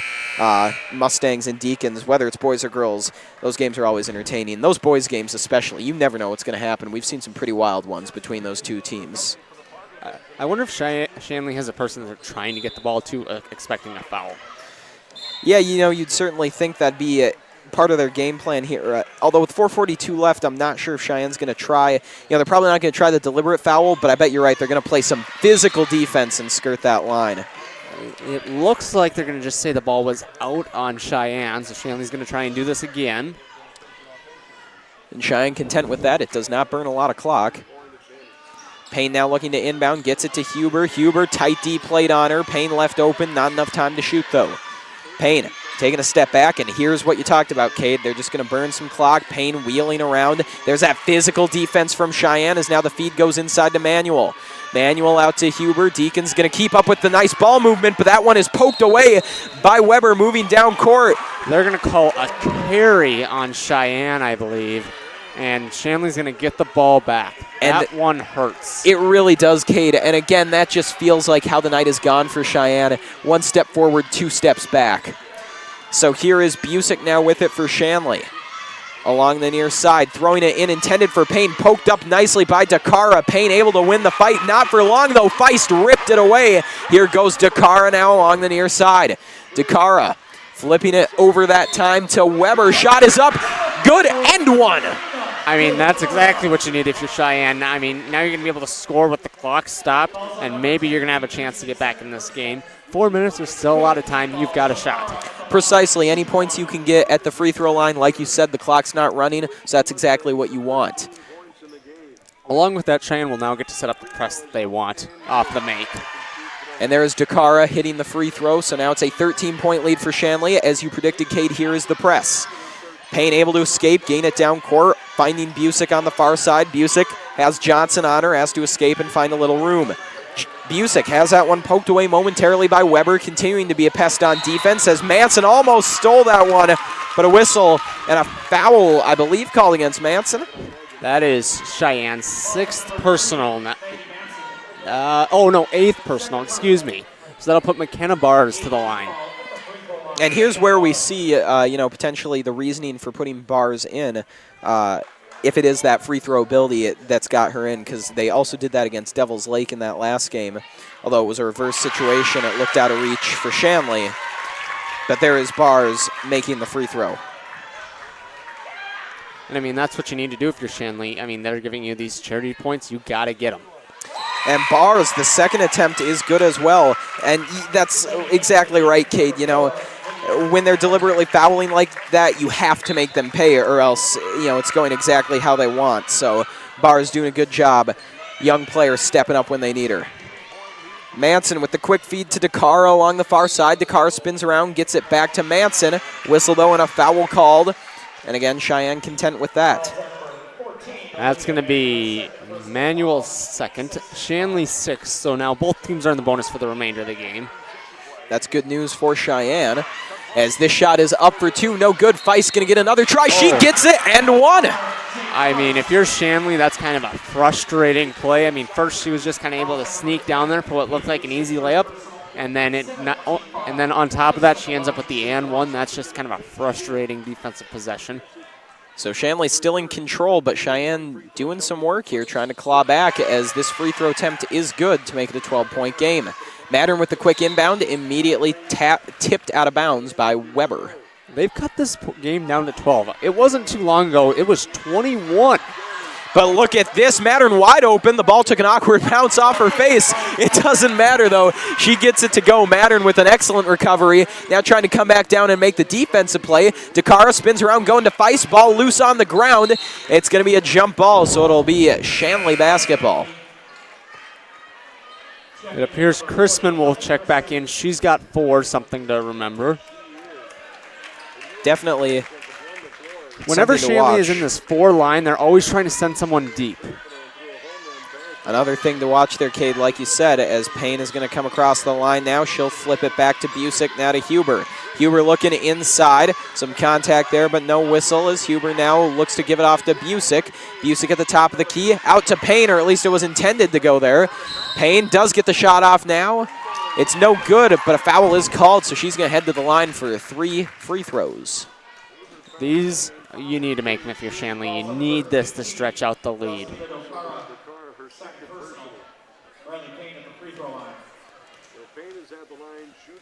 So Payne at the line. It's a 14-point lead for Shanley. And the first one is good. And not at all here what Sheyenne needed, Cade. You really can't be fouling on a 3-point attempt. I mean, yeah, and she's really not the player you want to be fouling either. She is so good from that charity stripe. That hurts. Yeah, not a good player to send to the line. I guess the saving grace is that the clock does stop, but that really, doesn't do a ton if they're scoring points, as Payne goes a perfect 3 for 3, and the Deacons are going to take a timeout, continuing a just flat-out dominant second half here. Very impressive work by Shanley. And again, maybe not a consensus underdog, but I don't think we'd be wrong in saying that many people considered them an underdog in this game here tonight. Yeah, I think a lot of people maybe were a little low on Shanley after a tough loss at Devil's Lake. They came out and really played a nice game. They gave us a little reason for concern right away. Since probably about 10 minutes left in the first half, they have been the better team all the way. Yeah, and like you said, it was a rough game against Devil's Lake earlier, and I think that may have caused some knee-jerk reactions. You can't really blame anyone because that was not a pretty game for Shanley. I think a lot of people were a little worried after seeing that, but this has been a statement from the Deacons saying, hey guys, you know what? That was a fluke. We have come to play this year, and if they can hang on, that will be the message they send to the whole state. In trouble that time, it was Manson. She has it taken away. Huber going down, looking for 2, and she gets it. Quick inbound to Manson. Cheyenne trailing by 19 now. Going to have to start launching the threes here, or just doing anything to get the shots off quick. Wheeling around, looking for 2 that time, and getting it was Dakota. Gets it to fall. Still the deficit is 17 now as Busick will attempt to cross the half-court line. Tight defense played by Weber. She has been a force defensively, although unable to generate the turnover. Huber, with hesitation, drives inside and goes down hard in the paint. So They're she'll going to call a charge, I believe, on Huber. Okay, so my mistake. Huber will be assessed the foul, and this will be a good opportunity for Sheyenne. They didn't seem to I don't think anybody really expected that charge. Cheyenne looked like to be in free throw formation. Yeah, I believe you're right. I can't really speak. It looked fairly close to me, so I don't know how close it was actually down there. But yeah, you're right. Cheyenne looked like they were headed to preparing for the free throws as that shot won't fall. Rebound grabbed by Payne. Payne going across, finding the open Manuel. Manuel up for 2 and gets it. 19-point lead now for Shanley, in the driver's seat to say the least. Johnson has that one tipped and stolen momentarily by Manuel. It's now called a jump ball, so it'll stay with Sheyenne. But another good defensive play made by Olivia Manuel. Manuel's had an excellent defensive game, but she is always in there scrapping for those jump balls, and those are free possessions when you get those, so that's a really good job by her. So it's Molly Lamp out there now for Sheyenne. Quick inbound over to Huseth. Huseth in the corner to Blasek. Along the near side, it's Johnson out top to Huseth. Huseth back to Johnson. She cuts inside, trying to pull up for 2, no space. Goes back to Huseth. Huseth, Euro step, and gets it to go. 60-43 now. Beauty of a move inside by Huseth. Huber has pressure put on from behind, able to evade it though. Now going to step back and let some time expire as Feist will take the deliberate foul. I'm not sure if that was deliberate or not. It kind of looked like Huber just got by her and she just kind of stuck out an arm. I'm not quite sure. I think Cheyenne has kind of put in I don't know if they're their backups, but kind of their second team. I know Manson's out. So, I don't know if you want to say they've waved the white flag, but I think they've kind of a little bit. Perhaps, but all the girls out there are girls who played in this game meaningful minutes. They really haven't opened up much of that bench. You're right, I'm not sure if it was a intentional foul, but Sheyenne, they look content to keep grinding and keep trying to get back in this one despite the big deficit, and for that you do have to give them credit as Blazek crosses the half-court line.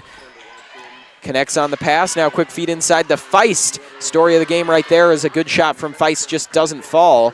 And Payne will bring it up now for Shanley. Payne weaving through traffic, gonna keep it herself, looking for two, and gets it off the glass. 64-63 now, Shanley opening it up, leading by 21. Mustangs coming right back down. In trouble there in the corner, it's Johnson. Johnson with all sorts of pressure on her, and a timeout taken by Sheyenne. And we're going to see mass subs here for the Deacons. They're kind of going to clear out their bench now. And Cade, 42 seconds left, a 21-point lead for Shanley, pretty much having this one sealed up. Talk about a statement win. I mean, it has really been impressive. Very tight first half, but the way they came out here in the second, they kind of grabbed a death grip on the Mustangs and did not let go. It has been something else. I mean, yeah, those first 10 minutes, I want to say that the Mustangs only scored about 6 or 8 points. Yeah. If that's, I mean, that's defensively how you win a game, holding a team to that. That was really impressive. So, coming out of the timeout now, both teams. Sheyenne a little unprepared for the inbound here. Here's the quick feed to Johnson, and her shot will not go from the elbow, but the putback by Feist does.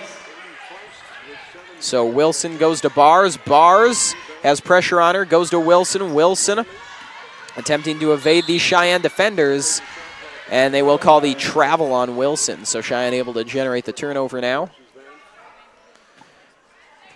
19-point game with 27 seconds left. Here's the inbound to Johnson, working through the paint. Hakeem right there in her face, and then Dabbert able to poke that one away. Mustangs regain possession, though. Shot for two from Johnson, no good. And it's out of bounds.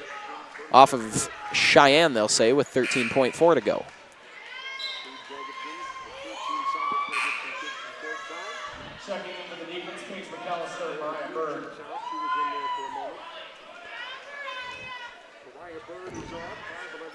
So here's Wilson inbounding. The quick ball finds its way to Bird. Bird going back to Wilson, or at least trying to, as that one's tipped and loose on the ground. McAllister picked it up. Shrema gets to it. Shrema has it. Excellent move. Now over to Dabbert, and Dabbert gets it up and in for two. And the horn will sound with that play being our last of the game. 66-45, the final score in favor of Shanley. And Cade, what a statement win here for the Deacons, wouldn't you say? Yeah, that was a really impressive win for the Deacons. They came out and played well. I mean, I think there was a little bit of nerves with how the game started. And was that Devils Lake game maybe not a fluke like some people were wondering, but they came out and just played like we wanted to see. Yeah, very close first half. We talked about it. We thought the team that got their offense going right away in the second, whoever got out to that fast start would probably be the team to take the win. I don't think we expected it to be by that kind of a margin, though. So Shanley with the excellent second half, an excellent game overall, and just a big win on the night. The final score being 66-45. Folks, we're going to step away for a little bit here. We're going to have an interview, though, coming up with Coach Burns of the boys team, and then after that, about 10 minutes after, we'll have the boys game for you here on Shanley TV. So stick around. A lot coming up very soon.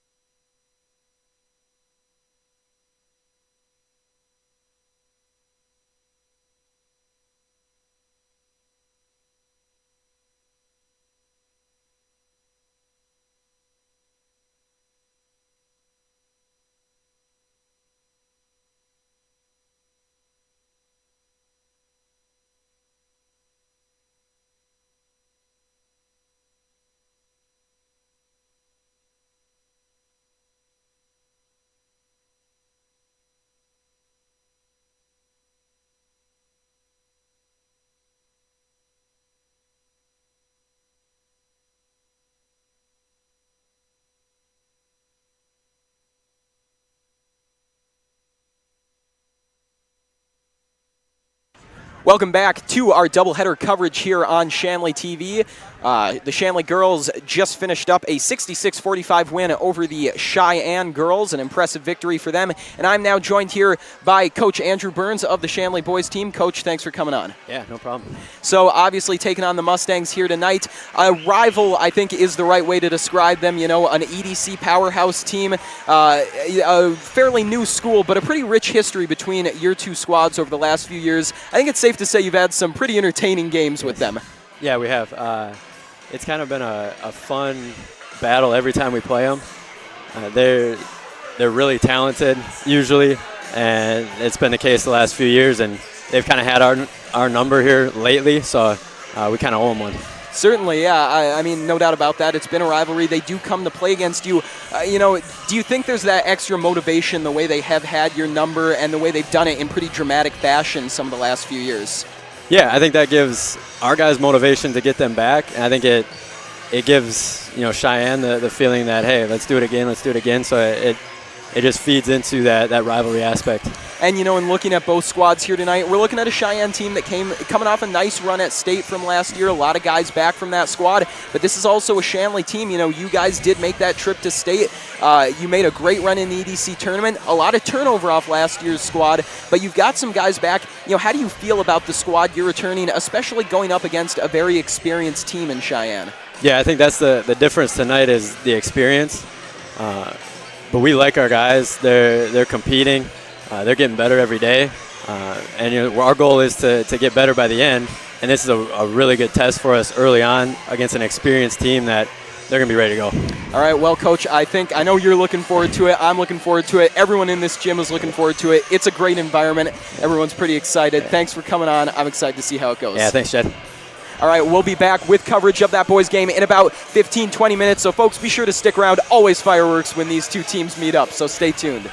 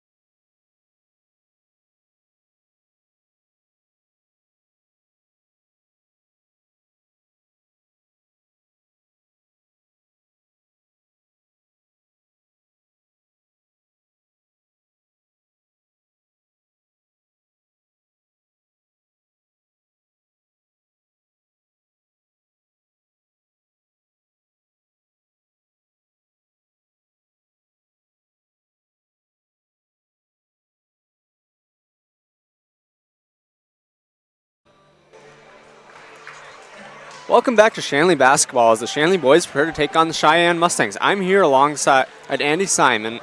Andy, what are some of the keys for tonight's game?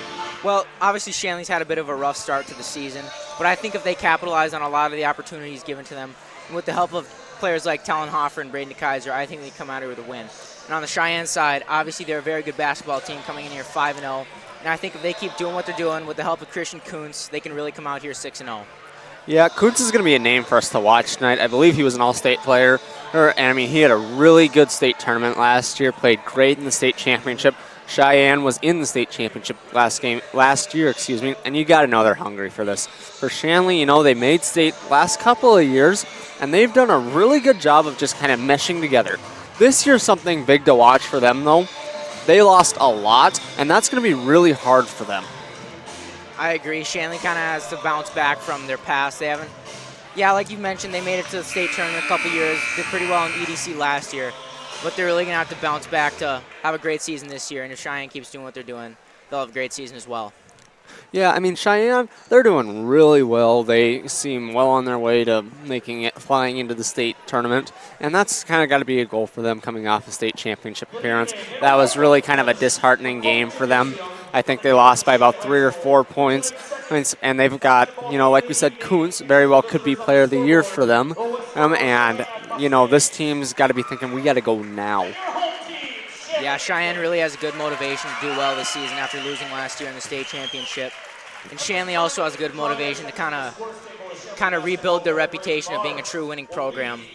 Mm-hmm. Yeah, we kind of talked about players to watch. Someone that I'm going to be watching Daniel Warner. He's listed at about 6'6" or 6'7", and I don't see anybody on the Cheyenne roster that's really even close to that height. If he has a big game, that will be huge. For Cheyenne, it's can we minimize him, especially on the defensive end, because I don't know if he necessarily fits if he fits into the way that Cheyenne's going to play offense, if they're going to make it really hard by spreading it out. Yeah, I agree. Daniel Warner kind of towers out there standing with the other players, and I've heard a lot of rumors saying that he really wants to get a dunk in there, so do his teammates, so it'd be really nice to see that tonight. Yeah, that'd be a fun one to see. We haven't got to see a dunk around Shanley in a couple of years. Yep. I mean, he's someone that can definitely do it, but this is a tough game to do it. Yep. But Shanley has to not let the emotion of this game. Last year, in the first game, they lost by about 40 or 50 points. It was rough. Both teams can't let that be important. You have to worry about tonight. Cheyenne, you can't look at this as a pushover. That's something you have to be afraid of. As a coach of Cheyenne, as a Shanley coach, you have to be worried, okay, are we going to come in feeling like we don't have a chance? That's something you cannot do. Yeah, I agree. I think both teams just kind of have to come in here and just play the game, work their tails off, ignore all the noise, and hopefully we'll have a good game. If both teams play like they can, they've definitely got that ability. Cheyenne, I think we're going to see a lot of 3 points put up. I mean, maybe Shanley can also catch them on an off night. If they're able to do that, they're going to be in really good shape.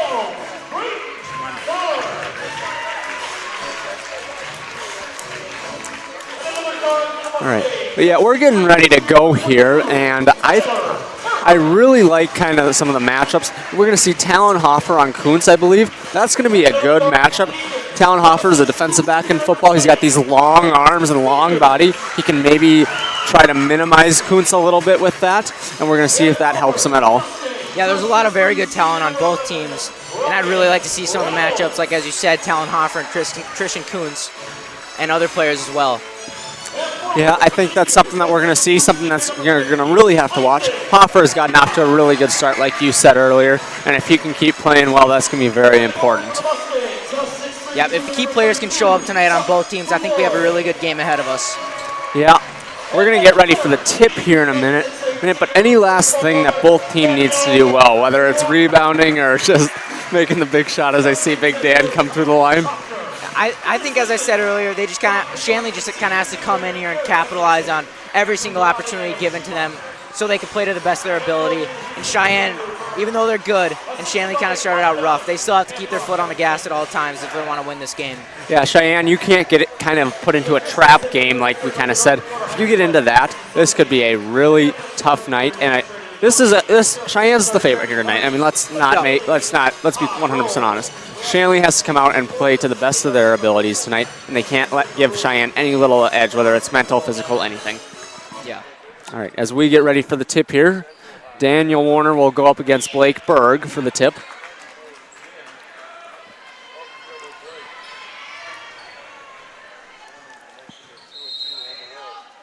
It'll go back to Kuntz. Kuntz will bring it up the floor, guarded by Bars. Ball's going to go over to Terhark. Back out. It's going to go over to Berg. Berg's going to drive in, guarded by, ball's going to go in.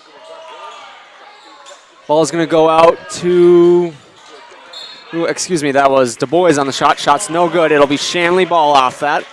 Isaac Clava will inbound. He'll inbound to Bars. Bars will bring the ball up, guarded by Kuntz. Ball's going to go over to Myers. Over to Clava. Clava's going to throw over to Hoffer. Hoffer's going to go into Warner. Warner's going to hold the ball. He's going to pass into Hoffer. Hoffer for two. They're going to call it traveling, though, and it's going to be Cheyenne ball. The boys will inbound to Berg, guarded by Myers.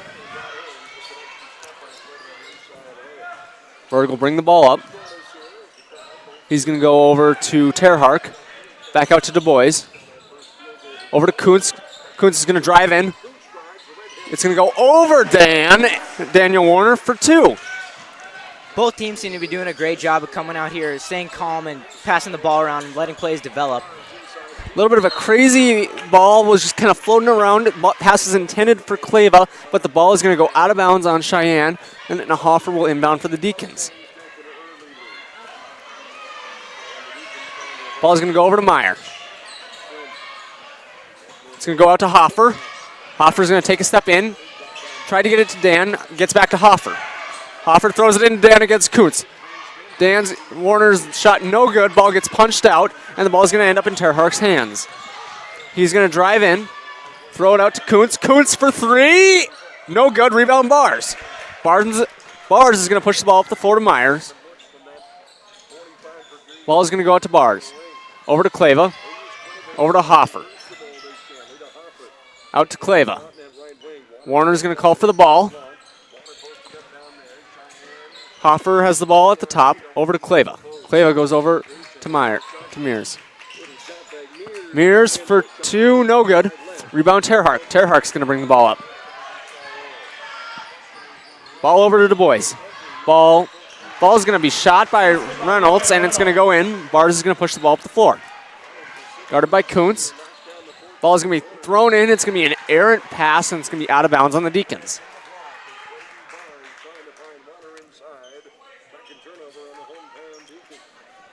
Kuntz is going to push the ball up the floor against Bars.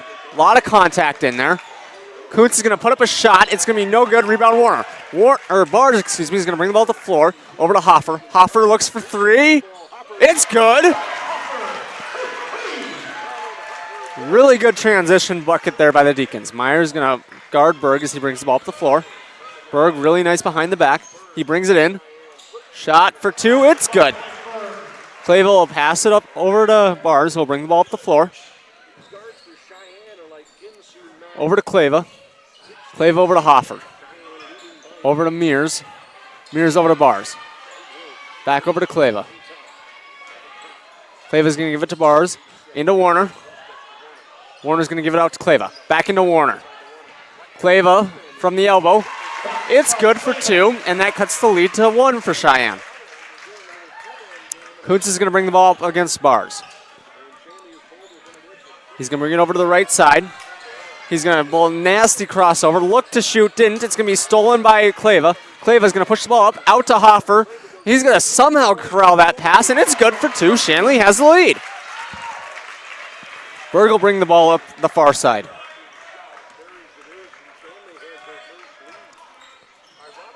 Kuntz is going to get the ball on a really nice cut. Almost had an assist there for Terhark, but it's going to be a foul, and Kuntz is going to go to the line. Calls on number 50. Both teams tonight, they seem to be doing a really good job of being aggressive, especially in the paint, going up for rebounds, taking shots. They both look like they really want to win this game tonight. Yeah, you know, both teams are playing well. That's going to be Clava's first and the first on the Deacons. As Kuntz will actually miss the first. And he will go for the second. And we have Goldaddy checking in for the Mustangs.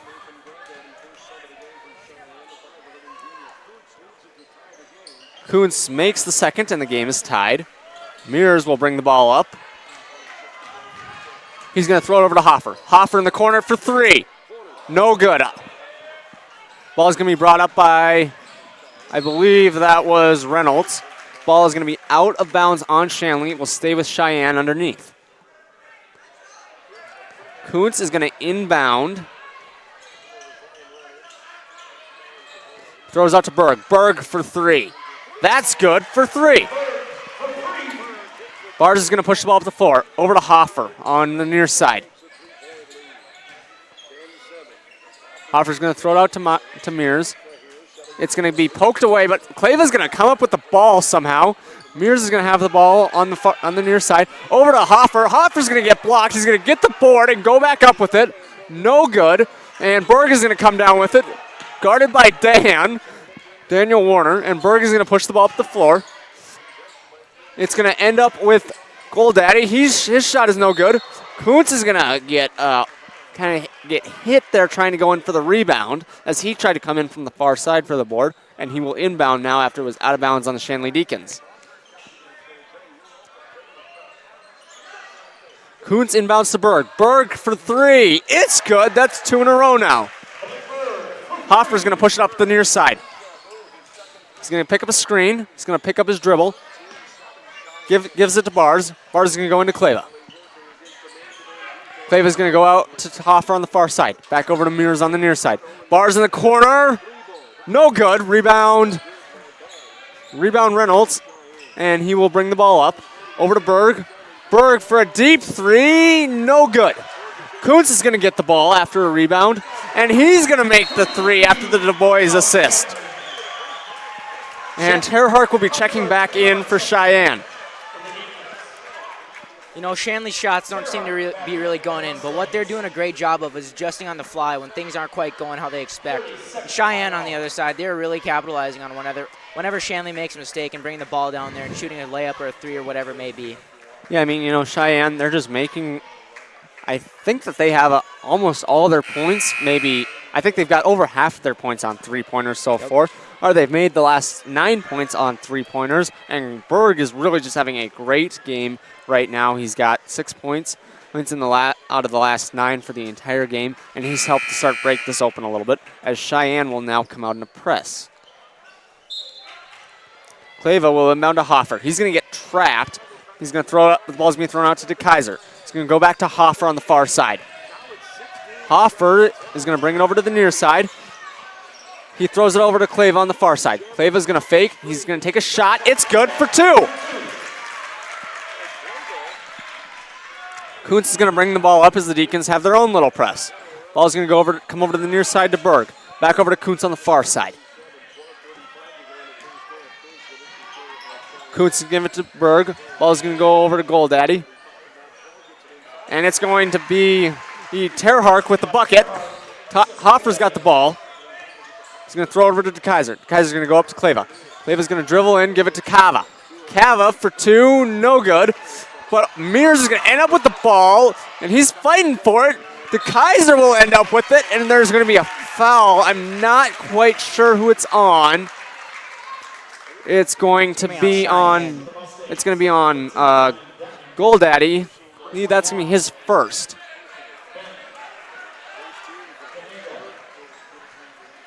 As Detman checks in, ball is going to go out to Clava. Clava's going to throw it to Kaiser. Kaiser's going to go in. Wanted to shoot. Gives it over to Mears. Mears loses it. Ball is kind of floating around out there. It's going to get out to Kuntz. Kuntz is going to start to push the ball up the floor. Kuntz is going to try and dump it off. It went out. It went off of Kanag's hands, and it will be Shanley ball. good to see the young Braden DeKaiser get out there. He sat varsity a little bit last year, but it's really good to see him getting minutes this year to hopefully see his varsity career progress as the years go on. Hoffer will bring the ball up the near side. He's going to get a screen from Cava. Cava's going to roll. He's not going to get it, though. Clava's going to get it. Ball is going to go over to Mears. Mears is going to throw it into a cutting Hoffer. Really nice adjustment after the deflected pass. He's going to make the reverse layup up to cut the lead to 7. I mean, like I just said, they're good at adjusting on the fly. Just got to get their shots in. That man gets it over. He throws it over to Kuntz. Kuntz is in a little bit of a trap. He throws it all the way over to Goldaddy. Goldaddy throws it. Kuntz has the ball now on the far side. Kuntz is going to dribble in. Shot for 2. It's good. Hoffer's going to bring the ball up. He gives it up to DeKaiser. DeKaiser dribbles in. Kicks it back out to Hoffer. Hoffer's going to give it back to DeKaiser in the corner. DeKaiser's going to bring it up. It's going to be knocked out of bounds by Kuntz. Checking back in for the Mustangs, number 3, Berg. Berg will check back in. DeKaiser will inbound. He's going to give it to Clava. Mears takes it at the top. Hoffer gets the ball on the far side. He's going to bring it over to the top, come around. He's going to take a shot for 2. No good. It's going to be a rebound by Berg. Kuntz is going to push the ball up. He's going to bring it up to the middle. It's going to go out to Terhark. Terhark's going to dribble in, throw it out, and the shot's going to be put up by Detman, and it's good. Hoffer will bring it up. Detman will guard Hoffer. Hoffer's going to pick up a screen from Cava. Hoffer's going to dribble in. They're going to call a foul on the ground here.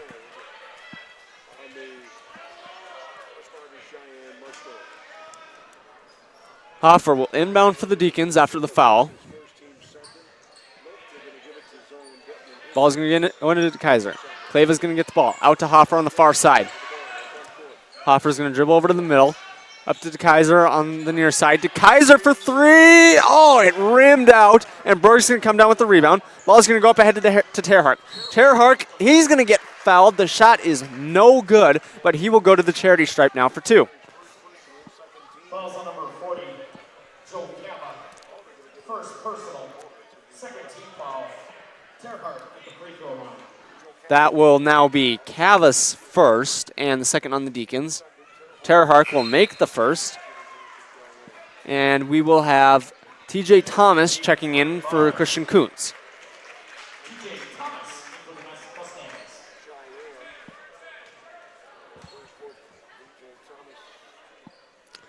Terhark will make the second. And Mears will inbound to Bars.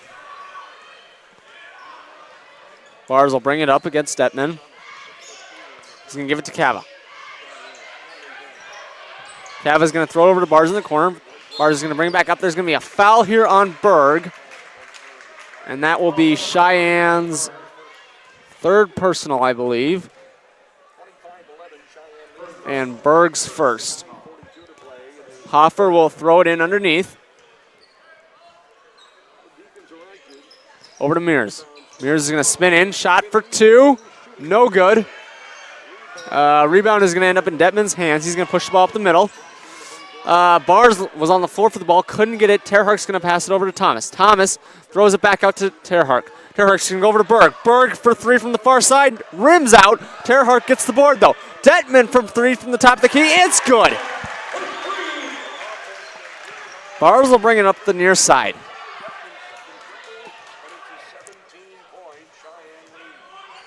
He's going to get a screen from Cava.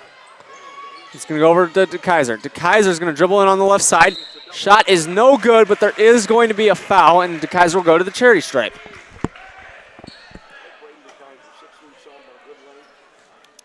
Fouls on number 22, Tyler Turner.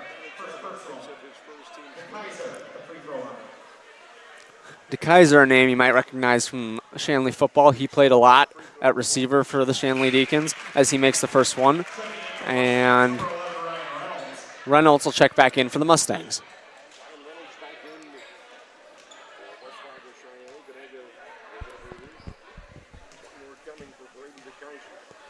DeKaiser will missed the second, but the ball is going to get punched out, and Reynolds is going to pass it up ahead to Berg. Berg is going to bring it up the near side. Ball is going to go over to Detman. Detman's going to bring the ball all out, and it's going to go over to Terhark. Terhark's going to try and go baseline. Going to get stopped by Kava. The shot's going to be no good, but he's going to get his own rebound. Bars is going to steal the ensuing pass and throw it ahead to Mears. It's going to go back out to Bars. Bars, and it ends up on the near side with DeKaiser. Kava's going to get the ball. He's going to go in. Shot is going to be no good as Berg pushes the ball up. And Berg just kind of appeared to throw it out of bounds. It will be Shanley ball after that. I think if Shanley wants to get back into this game, they're going to have to start getting some of their own rebounds. On the Cheyenne side, they've been doing a great job of following their shots and getting the ball back when it doesn't go in. They've been really capitalizing off those. Very true. As Hoffer has the ball underneath, the ball is going to get poked around, and DeKaiser's going to end up with it. A lot of contact, but no foul. DeKaiser was sitting underneath the basket, jumping up and down, but it just couldn't get it to him, and there's going to be a foul on Berg, his second of the game already. Yeah, Cheyenne's been doing a great job on defense, kind of stopping some opportunities from happening for the Shanley offense. And if it keeps going that way for the rest of the game, I think that Shanley will have a tough time coming back. DeKaiser's going to throw it into Bars. Bars is going to lose it, but DeKaiser's going to catch it on the near side. DeKaiser's going to go, Hoffer. Mears ends up with the ball, and Hoffer has the ball in the corner. He starts to dribble in, gives it over to DeKaiser. DeKaiser for two. It's good! And Detman's going to bring the ball up up the near side. He's going to go in the middle. It's stopped. A shot, no good. Terhark's going to get the rebound. And I believe that's Detman with the shot with the basket and one. Yeah, Cheyenne's been doing an awesome job tonight of being super aggressive in the paint and within the three-point arc and even outside the three-point arc, getting shots up and following their shots after. That's going to be Cava's second and the third on the Deacons, so Cava's going to take a rest. We're going to see Daniel Warner and Isaac Kleva returning to the game, along with Kuntz and a few others for Cheyenne. The bucket's in to make the old-fashioned three-point play.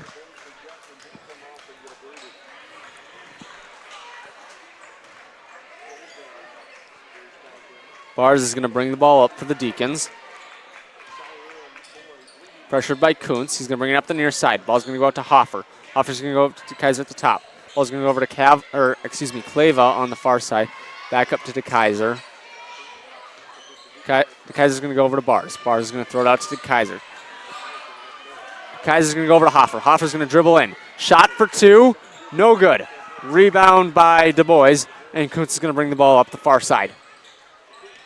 Kuntz brings the ball up the middle. Ball is going to go out to Du Bois. Ball goes out to Reynolds. Back over to Kuntz on the near side. Kuntz for three.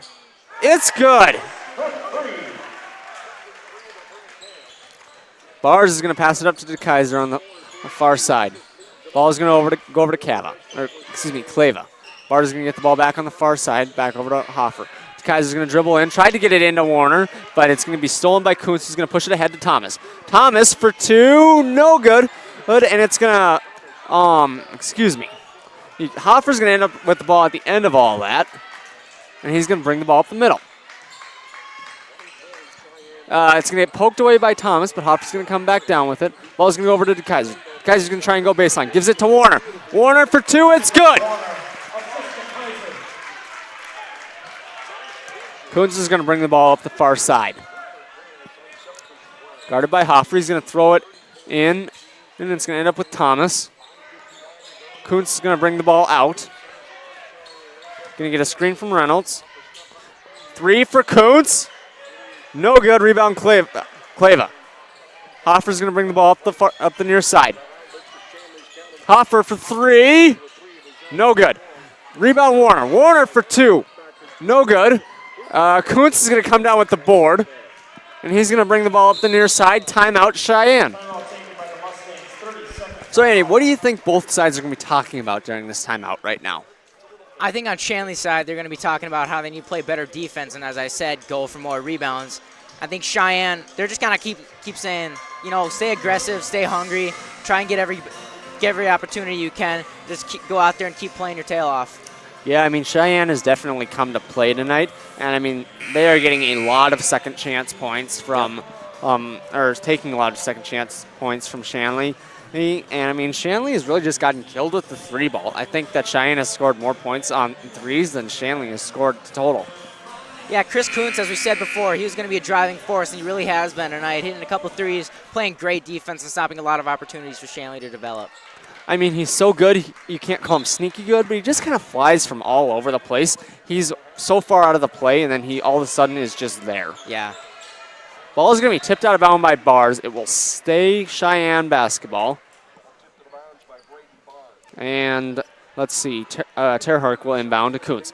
Kuntz, I thought he was going to pop that. He doesn't. It's going to go over to Reynolds. Reynolds is going to go over to Goldaddy. Goldaddy over to Du Bois. Du Bois, shot for 2. It's good. Hoffer's going to pass it in, and Bars will bring it up the near side. Ball is going to go over to Kleva. Kleva is going to pass it out over to Hoffer. Hoffer over to Kaiser.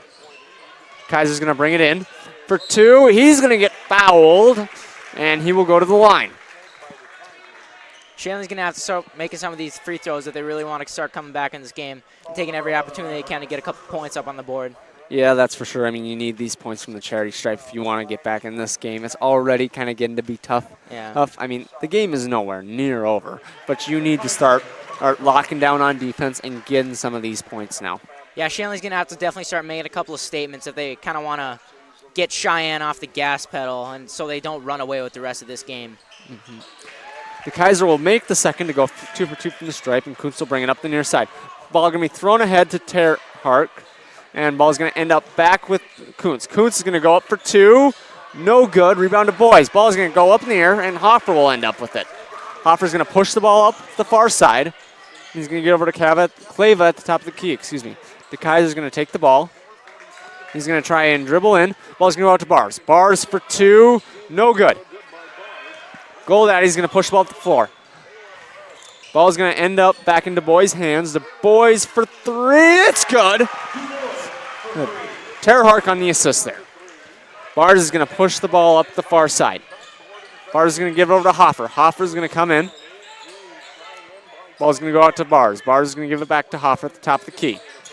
He's going to get double teamed, and he's going to go through it. Pass it over to Warner. Warner for 2. It's good. There's a big man waiting in the paint, going up, getting an easy 2. Yeah, I mean, they just kind of lost track of him there, and Warner just winds up with the ball underneath. Kuntz is looking at it. He's going to throw it into Reynolds. Reynolds is going to go over, and it's going to be Reynolds. He's going to miss. The Kaiser's going to get the ball and push it up the floor. He's going to go up to Bars. Bars for a short 2. No good. Rebound to Kaiser. The Kaiser for the reverse layup, and that's good. Kuntz is going to push the ball up the floor. And there's going to be a charge on Kuntz. That is 7 now on Sheyenne. Shanley will be in the bonus for the remainder of the half now as Owen Mears checks back in.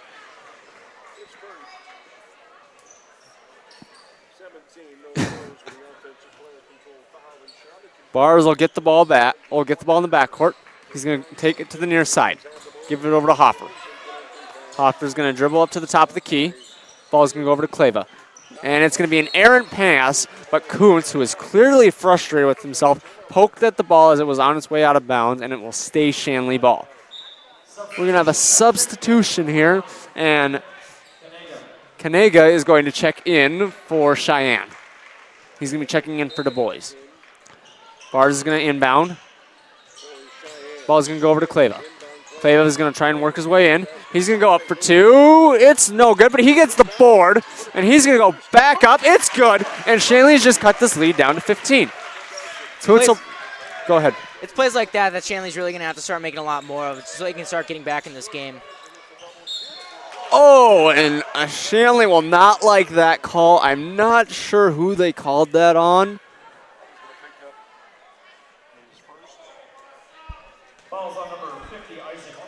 Kleva will pick up his second now, and that will send Reynolds to the line to shoot 2. He will miss the first, though. That is Shanley's 4th team foul right now. There really aren't any aren't in any risk going into the bonus, but just something to keep an eye on. And I believe there was an infraction on the or they're going to call a foul, actually. Someone was, Kanega was pushing on the free throw, and that will put Shanley, who is in the bonus now, they will shoot, Clava will be shooting 1-1. And now if Shanley wants to get back into this game, they have to start making these points at the charity stripe. This is a big shot. That was Kanega's first and the 8th on Sheyenne overall. Yeah, Shanley's not going to only have to make free throws, but they're going to have to make pretty much all their shots. I mean, Cheyenne's over there kind of making almost every shot they take, and Shanley's kind of been struggling making some of their shots. Yeah, that's for sure. Cheyenne has cooled a little bit. They've kind of given up a little bit now as Clava is going to miss the second, and Kanega is going to come down with the rebound, and Detman will push the ball up the middle. Ball's going to go out to Kuntz on the near side. Kuntz is going to throw it out for, it's going to be no good. Good after the Terhark Shark. Kuntz is going to shoot for 3. No good. Rebound Hoffer. Hoffer's going to push the ball up the side. He's going to throw it out to Bars. Bars thought he was going to shoot. Who drives in. It's good for 2. And we're down to 12-point game. Detman's guarded by Bars as he brings the ball up the middle. Ball is going to go out to Kuntz on the side. Ball is going to go into Reynolds. And Bars is going to try and take it. It's going to be a jump ball. And that'll stay with Cheyenne, I believe.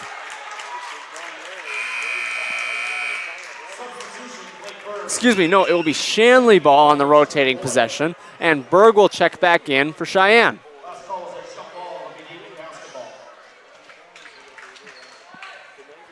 Bars is going to bring the ball up. He's going to get a screen from Daniel Warner.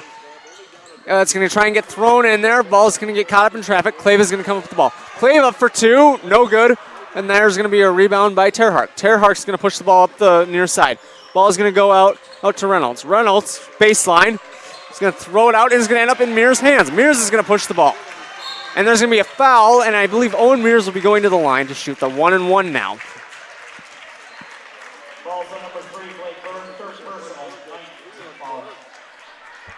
That is going to be 9 team fouls on Cheyenne. Kuntz will check back in. Berg, something to note, he already now has 3 personals as Mears goes to the line. Yeah, you can kind of see as the first half kind of winds down, things are getting a little chippy. Obviously, they're very passionate about the game, and they really want to come out with a win. But it's Mears makes the first, cut it to an 11-point game. He can make it a 10-point game with this bucket. Shanley is starting to show a little bit of fire, which I'm really liking from them. Yeah, they're kind of starting to realize they're down. First half's kind of winding down. They really got to get some points out so they don't have to make a big comeback in the second half. Yeah, and they're just starting to chip away at this slowly. That's all you can ask for.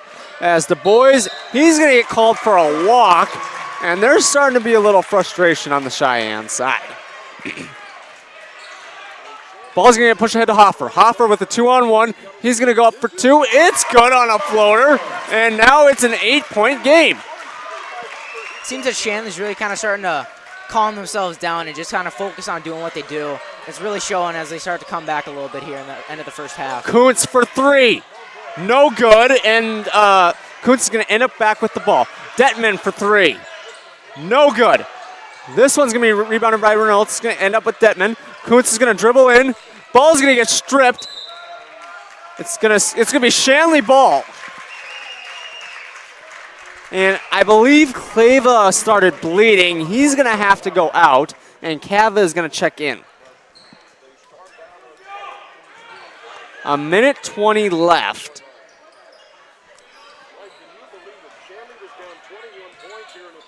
Ball's going to go ahead to Warner. Warner's going to dribble in. He's going to throw it out to Bars. Bars for 3. For 3. We are now down to a 5-point game with 1 minute left in the first half. This game is getting extremely competitive after it looked like Cheyenne just might run away with it. And they're going to call a jump ball now. Rotating possession, it will be Cheyenne basketball.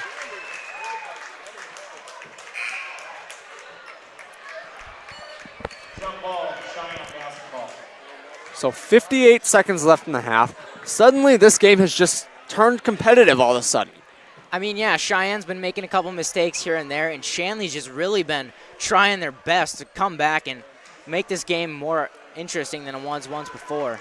Yeah, I mean, 5 points, I mean, that's very overcomable. I mean, they've just made this game competitive kind of out of nowhere.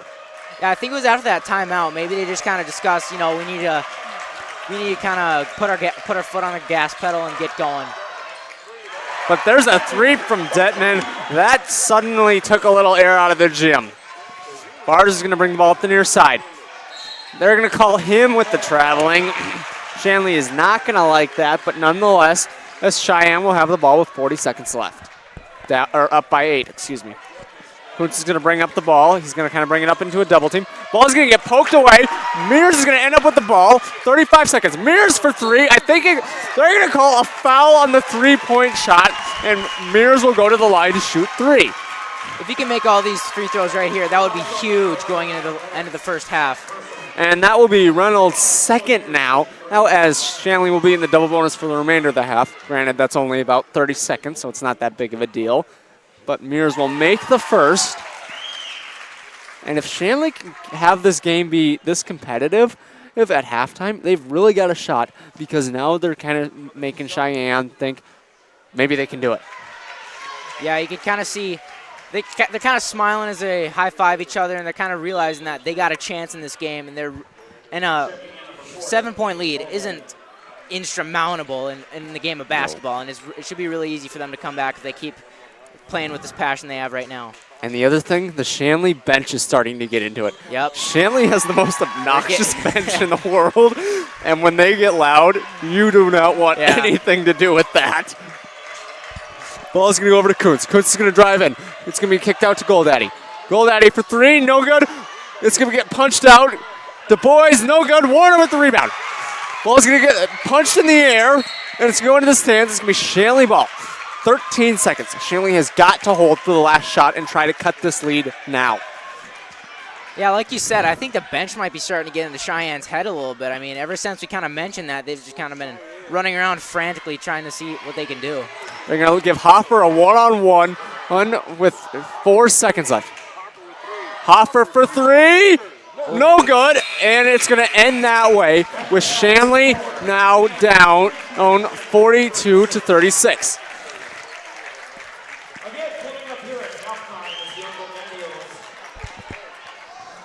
So, what do you think of this game? I mean, what has Shanley done to get back into this game after being down 21 points? Well, I mean, like we were saying, the bench, the teammates, they're just all getting so fired up about each other, and they're really starting to come together and get better motivation to win this game. Yeah, I think you're onto something with that. I mean, something is getting in Cheyenne's head now. Whether it's a couple of things, whether they just are starting to feel like, oh, maybe they can do it. Because, I mean, like we kind of said, this should be should be an easier game. I don't want to say easy game, but Cheyenne, this is a game now, and you have to worry about it getting into their head that they're just like, what's going on here? Why are they here? Yeah, they're just kind of running around, seeing what they could do for the last couple minutes of the first half. And Shanley was kind of just staying calm, going up there, taking some shots, playing aggressive, and it really showed up in the last couple minutes. Yeah, I mean, some things to watch going into the second half. Blake Berg's got 3 fouls. That's a really big thing to watch. But Shanley, they're just starting to kind of get it together. I mean, if you're Shanley, can we skip halftime? I mean, they've just somehow pulled it together right now, and you got to love that from them. Yeah, it's showing a lot of character about their team coming back from what kind of seemed like it might be a blowout. Now they started to make this a really good game and give them a really good chance to hopefully beat Cheyenne. I mean, that was just impressive. I mean, they cut that lead by 15 points. That is a hard thing to do, especially when it should be getting into your head. We don't belong. Why are we here? What's going to happen? How bad is it going to be? We got an update for you. The Bison are winning 14-7 over South Dakota State right now, something that we're going to be watching all night, of course.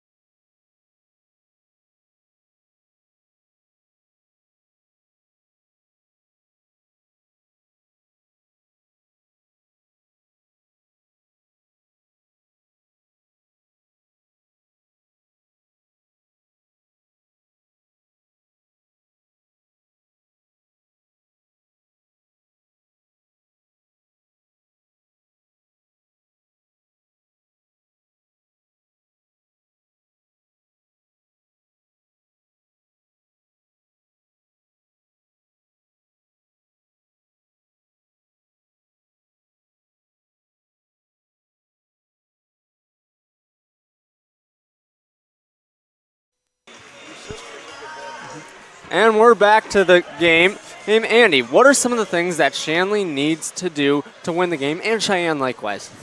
I think Shanley, if they come out the way they were playing the second half, they'll have a very good chance to win this game. And Sheyenne just kind of needs to regather their thoughts and kind of calm themselves down when they get out on the court and just kind of let plays develop and move the ball around and take shots that are open. Yeah, that's for sure. I mean, both teams are playing extremely well. I mean, Shanley obviously at the latter half of the first half played better, but I think we're getting ready to go in the second half. I mean, this is going to be competitive.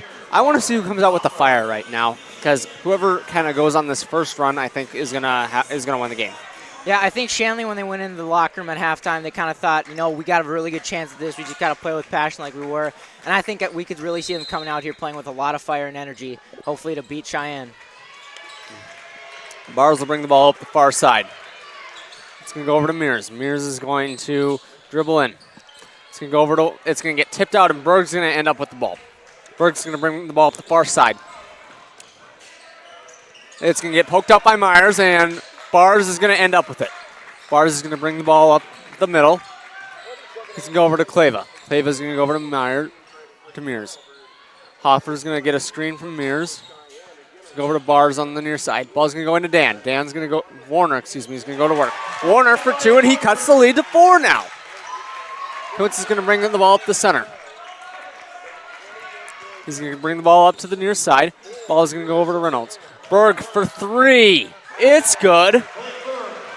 His first points in quite a while after he spent some time on the bench. And foul trouble. But now Bars is going to bring the ball up the far side, getting a screen from Kleva.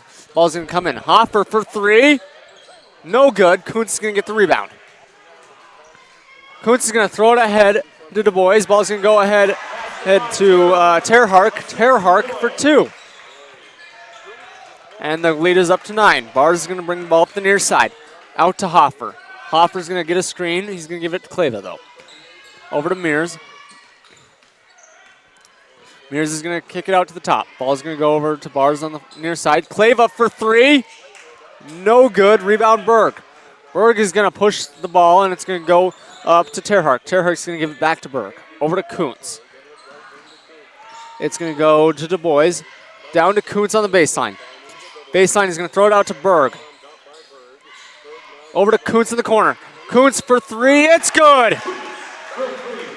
I think Shanley may have kind of lost that love and feeling that they had at the end of the first half, coming out kind of slow in the second half, and Cheyenne's really gathered themselves and came out with a strong second half. And with that,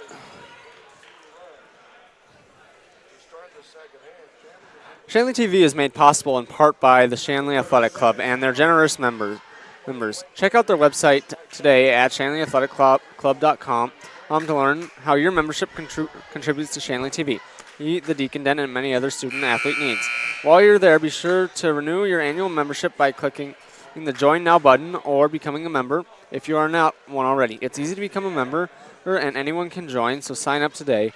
Hey, the Shanley Athletic Club, taking Deacon athletics to a higher level. And we're back after the timeout. DeKaiser is in now for the Deacons.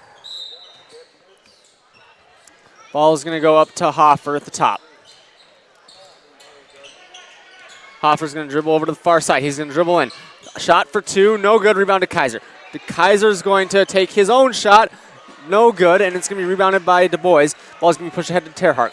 Terhart's going to dribble in, and it's going to be blocked by Kleva. A lot of contact. They're going to say it was out of bounds on Shanley after it all, though. Kuntz is going to throw it into Du Bois. Ball's going to go over to Reynolds. Kuntz is going to get the ball. He's going to dribble in. Shot for 2, no good, but they are going to call a foul, and Kuntz will go to the line to shoot 2.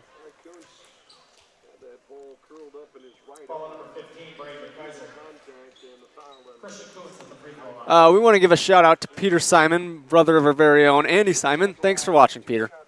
As the first shot goes in.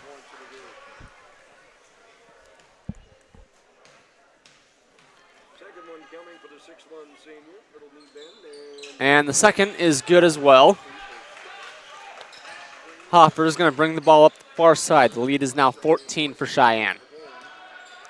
Hopper's going to get a screen from Warner. Ball's going to go out to Kaiser. Kaiser's going to bring it in. He's going to try and give it over to Warner. Warner for two. No good, but he got fouled. He will go to the charity stripe now.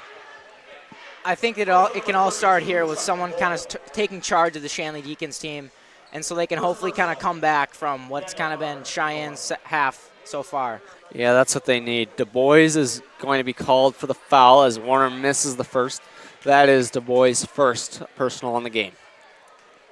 Warner, the Shanley Deacons really need this if they can get it from him. Shot is also going to be no good. Rebound to Boys, and that trip to the stripe won't gain the Deacons anything. Ball is going to go out to Reynolds. Reynolds for three. No good. Rebound Berg. Berg out to Du Bois. Du Bois, it's good for three. And the lead is now pushed out to 17. Hoffer's going to bring the ball up the near side. Going to take it up to the top of the key. Give it over to Kleva. Kleva for two. No good. Rebound Kuntz. Kuntz is going to take it up the far side. He's got Reynolds in front of everybody. Reynolds is going to let Hoffer go by and put it in for two. Cheyenne is really feeling this so far in the second half. Yeah, they've stretched out this lead. That's something that they just needed to do, and they've done a very good job with it so far. Kaiser will take the ball. Well, he's going to hand it over to Hoffer. Hoffer's going to try and go baseline. Shot is going to be no good, but he's going to go to the line now for two. Just seems that really nothing can go Shanley's way so far in this half. Everything's kind of been tipped to Cheyenne's side of the scale. Yeah, it's been a tough half. That's going to be on Du Bois again. That's going to be his second personal now, as now it's Hoffer's turn to go to the charity stripe. That is good, and now the lead is down to 18 with one shot coming. You can see Shanley's bench kind of trying to get their players back into the game, and I think if that energy that's on the bench right now spreads to the rest of the team, Shanley may have a chance of coming back in this game. Yeah, that's what Shanley needs. That's always fun to see. Berg's going to get the ball inside. It's going to be stolen, and Kleva's going to come down with the ball. He's going to pass the ball ahead to Hoffer. Hoffer's going to take it up to the far side, over to Kaiser. Kaiser wide open for three, no good. And the rebound is going to be by Terhark. Terhark's going to give it up ahead to Kuntz. Kuntz is going to dribble in. He's going to find Terhark underneath for two, and the lead gets extended out to 19 again. Hoffer's going to bring the ball up the near side. He's going to get a screen from Kavak. Hoffer for three. No good. And that one's going to go out of bounds, and it will now be Cheyenne ball. Shanley really hasn't made many of their shots so far this half, and if they want to start to come back, that's going to have to drastically change. Yeah, I mean, they need to start making buckets as the ball is going to go out to Berg. Berg's going to give it over to Du Bois, and it's going to go into Reynolds. Reynolds makes it, and now that lead is back up to the highest we've seen it today, 21, as the Deacons have been outscored by 15 in this half so far. Kaiser's going to give it up to Mears at the top. Kleva's going to bring the ball. He's going to give it into Kava. Kava. He's going to give it out to Kleva. Kleva for three. No good. And Kuntz will push the ball up the far side. Berg's got a one-on-one. And they're going to call Kleva with the block. Berg will go to the stripe now for two. Right. That is Kleva's third now. What were you going to say, Simon or Andy? Cheyenne's doing an excellent job this half of capitalizing off the mistakes that Shanley's making. They're getting every rebound that Shanley misses, and they're just bringing it back to their side and putting up a couple points. Bars is going to check in for Kleva, who now has his third personal. Well, and I mean, that was a kind of a big call. Berg was going to have his fourth if that charge was called. It wasn't, and now it's going to be instead, that was on Kleva, who got his third, and 2 points for Cheyenne. Hoffer's going to go for three. No good. Rebound. It's going to end up in Kuntz's hands. It's going to get punched out to Berg. It ends up with Berg at the top of the key. Ball's going to go. It's going to end up in Bar's hands. It's a 2-on-1. Bars is going to get blocked, but they're going to call Kuntz now for the foul. And Bars will go to the charity stripe now. That'll be the third team foul, and Kuntz's second now.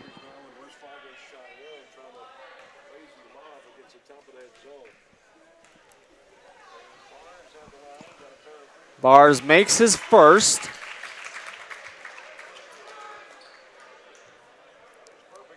Checking in number 21, Ben Canega. Also checking in number 4, Gabe Goldman. Kanega and Goldaddy are back in as Bars will take the second.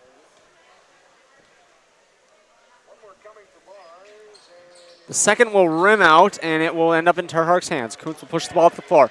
He will give it up to Kanega. Shot no good. Bars will actually come down with it, and he'll give it over to Kaiser. Kaiser will push it ahead to Mears.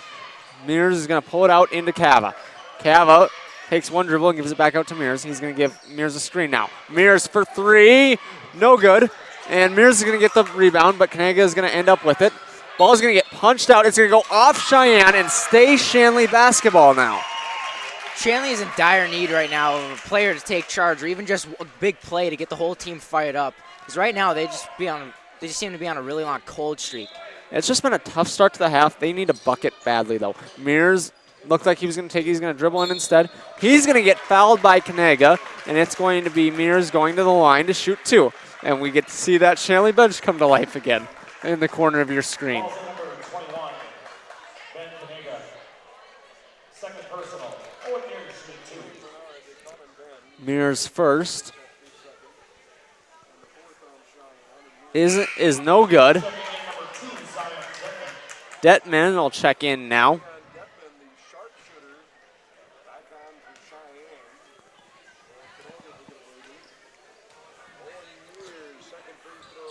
Mears second is good. And Kuntz will bring the ball up. He's going to throw over to the right side, or to the far side. Ball is going to go over, and Terhart's going to get the ball. Kuntz is going to get the ball on the far side. He's going to pull the ball out over to Terhart. Terhart over to Detman. Detman's going to give it back to Terhart. Terhart's going to dribble in over Cava. Shot is good. Hoffer's going to bring the ball up the far side. He's going to get a screen from Cava. He's going to try and go baseline, and he's going to get called for traveling now.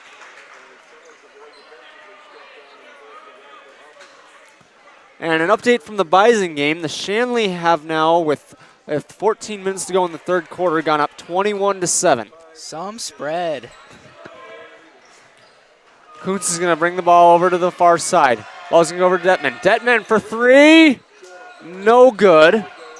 And ball's going to end up in Goldaddy's hands. Over to Du Bois. Back over to Terhart on the near side. Terhart's going to bring it out, give it back to Detman. Detman's going to get it back to Kuntz. Kuntz is going to bring it in. He's going to go up for two. It's good. A crazy off-balance shot. Very nice shot. And the lead is pushed out now to 25. Bars for two. He's going to go to the charity stripe after the foul. I believe that was on Du Bois. Du Bois, his third personal now. That's 5 team fouls on Cheyenne. And Berg is going to get ready to check back in, I believe. Bars makes the first. Ryan Reynolds checking in, number 5, TJ Thomas.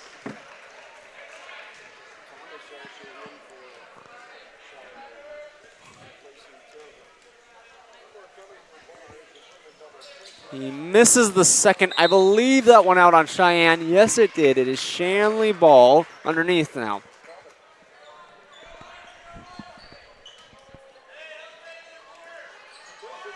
Ball's going to go out to Bars in the corner. Up to Hoffer. Over to Cava. Down to Kaiser on the near side. Cava's going to get the ball. He's going to try and throw it into Hoffer. It's going to be tipped. And Kuntz is going to get a lot of contact there. Let's go over to Thomas. Thomas. He's going to be on the, and they're going to, a timeout by Cheyenne there.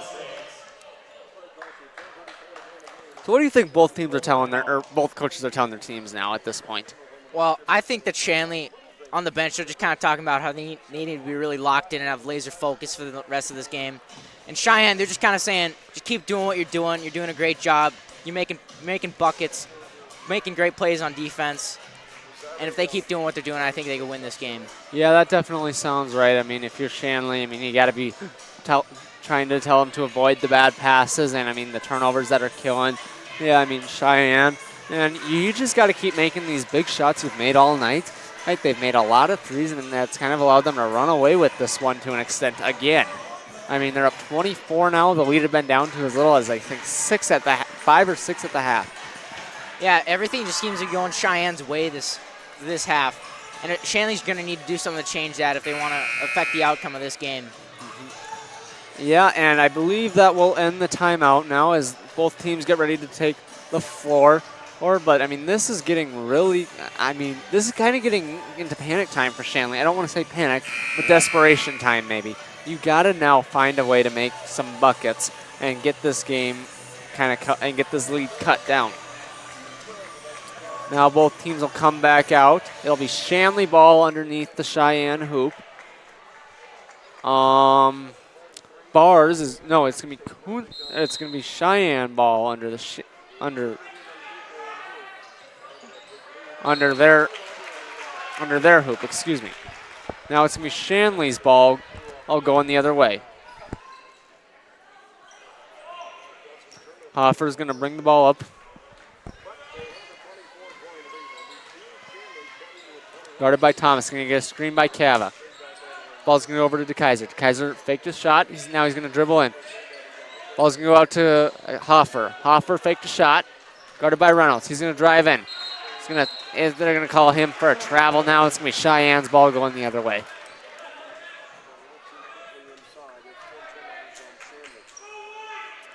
Shanley's starting to come out in a press now. His bars will guard Kuntz all the way up the floor. A lot of contact there. No foul. Ball's going to, Kuntz is kind of going to go flying. And ball went out of bounds. I'm not sure who on it. It's going to be out on Shanley, actually. Detman faked a shot over to Thomas. Down to Kuntz. Kuntz is going to dribble in. And they're going to get, this time they will get the foul. I believe the foul is going to be on Cava, who was coming over to try and help, and that will send Kuntz to the charity stripe. That's Cava's third and the third team foul of the half now.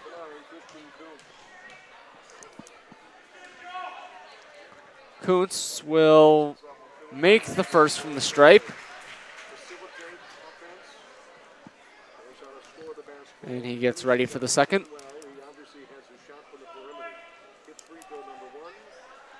No good, and it's going to be out on Sheyenne. They're going to say Thomas touched it last. As Kuntz is going to end up with the steal. Ball's not going to go in, but Goldaddy's going to get it. Now they're going to call a foul here on DeKaiser, and Goldaddy will go to the line. I don't know what I want to say, but I will kind of say that I think Kuntz was a little bit frustrated there. I don't think he's been liking some of the calls he hasn't been getting, and he just said, you know what, I'm just going to go and do it myself right now. As Goldaddy makes the first, extends the lead out to now 26. And the second. Bars is going to push the ball up the near side. You need to start doing something. You got to put the ball in the basket here if you're Shanley. Bars is going to not use a screen from Cava. It's going to go out of bounds on Shanley. Cheyenne ball. As Berg will check in for Kuntz. Detman will pass it in to Berg. Berg's going to bring it up the near side. Bart is going to get picked. Thomas is going to bring the ball in.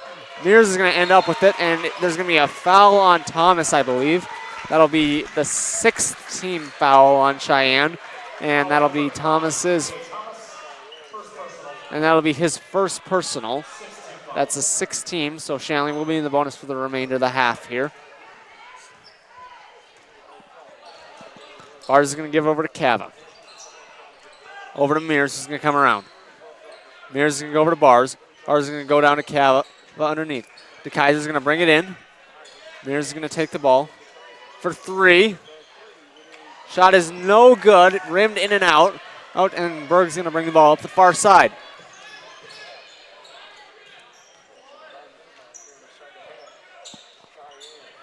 Dittman's got the ball on the near side. He throws it into Berg. Berg's going to throw a nice, very nice pass down to Eddie, and that's going to bring the lead up to now 29.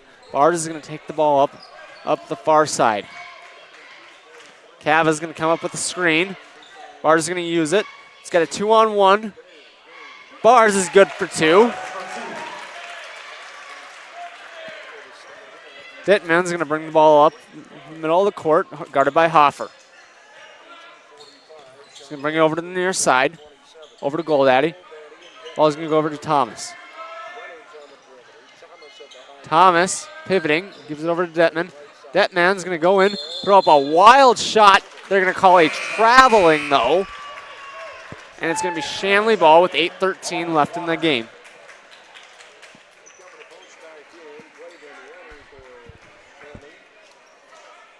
Clava's going to inbound to Bars. Ball is going to be brought up the near side. Clava's going to give it over to Hoffer on the far side. Hoffer's going to bring it up to the top. Now he's going to dribble in. A lot of contact, but Clava, is going to get it. He's going to throw it into Warner. Warner for 2. It's good.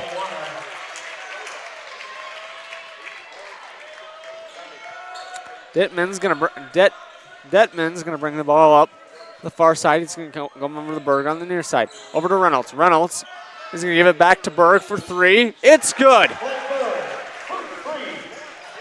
Just seems that everything just keeps going right for Sheyenne, and Shanley can't do much about that. Yeah, Bars is going to bring the ball over. He's going to get a screen from Clava. Clava's calling for the ball. Can't handle it, and it's going to go out on Shanley. And Clava's a little bit frustrated with himself right now, but it's going to go back to Sheyenne.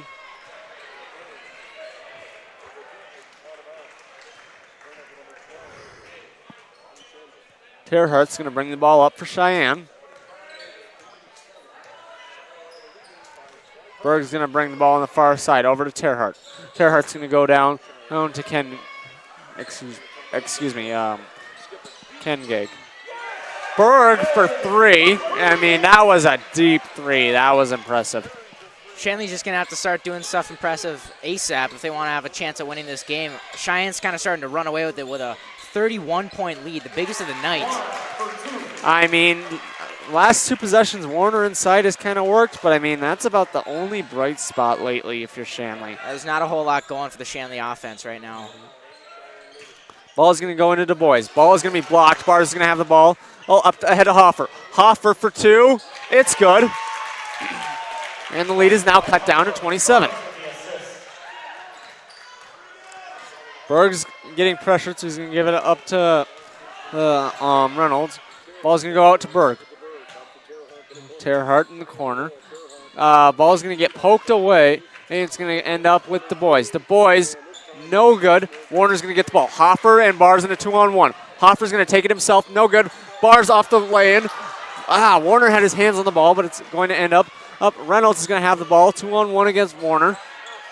Shot's going to be no good, and it will be Shanley ball. I think Daniel Warner would be a huge component right now if Shanley were to start making a comeback. With his size in the paint, he could easily go up and grab rebounds ahead of other kids. They need him to start doing some of that right now. Warner's going to get the ball at the top of the key. Over to Kaiser. Warner's going to set a screen. Ball's going to go out to Hoffer. Hoffer with the long 3. It's good. And the lead is now cut down to 24. Bars is going to punch that ball out. Hoffer's going to get it. And then it's going to be thrown ahead to Bars. The lead is now down to 22. Shanley can keep making plays like that. They can definitely come back in this game. Yeah, I mean, Shanley's just gone on a quick 9-0 run here. And Bars is going to be called for a foul. I mean, he's a little frustrated with himself for that one. That's going to be the team's 6th team, I believe. And his first personal, that's the 5th team foul. As the ball is inbounded to Terhart. Back over to Berg. Down to Du Bois. Back up to Terhart. Ball is going to go down to Du Bois. Bars is going to get the steal. Over to Warner. Warner's going to give it up to DeKaiser. DeKaiser's going to push the ball up the floor. Hoffer for 3. No good. Berg's going to come down with it. He's going to jog the ball up over to Terhart. Ball is going to go into Ken Gag. Berg for three. It's good. And Cheyenne needed that one to stop the bleeding after the 9-0 run. I don't know if they needed it, but it really helped them to kind of stop the bleeding there. Yeah, Shanley's going to have to start defending against some of those threes if they want to stop Cheyenne from beginning to run away with this game, which they kind of already have. Bars went up for three. It looked good, but it doesn't go in. Warner had a chance at a rebound, went through his hands, and it's going to go out of bounds, and it's going to be Cheyenne basketball.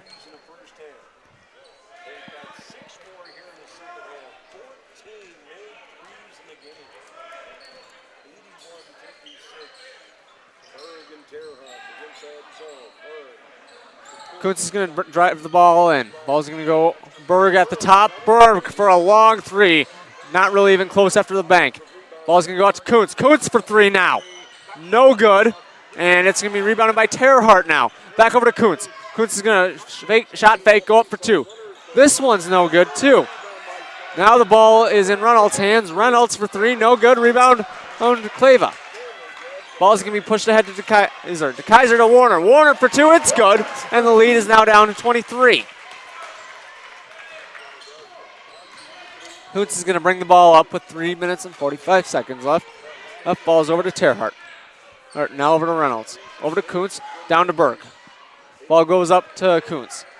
Over to Reynolds, hold at the top. Down over to Terhart on the far side. Terhart blocked by Warner. Kleva's going to get the board, and he's going to bring the ball up the far side. Ball's going to be thrown ahead to DeKaiser. DeKaiser's going to give it to Kleva. Kleva's going to drive in. They're going to call him for a walk, though, and it'll be Cheyenne's ball with 3:15 left to go in the game.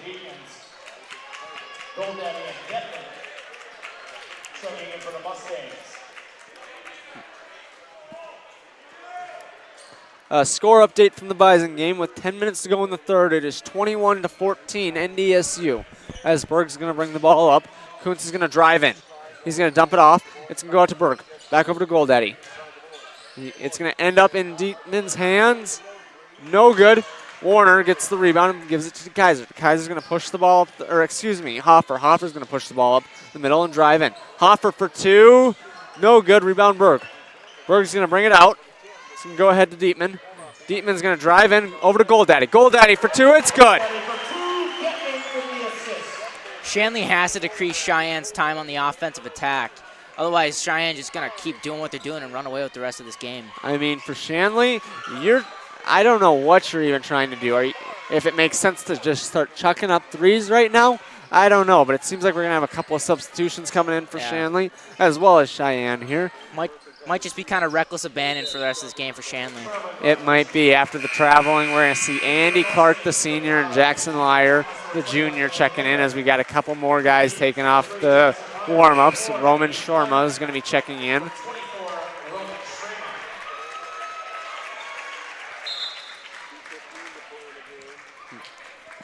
Yeah, and I think this is kind of Shanley raising the white flag with about 2 minutes.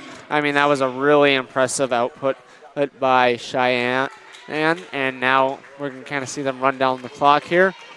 Cava's going to take the ball over to Clark. Clark's going to give it over to Mears. Mears is going to drive in. He's going to give it over to Lyer. Lyer's going to drive in and hand it out to Clark. Over to Shorma. Shorma over to Cava. Cava's going to get the ball punched out, but Mears is going to come up with it with about 11 on the shot clock. Mears over to Clark.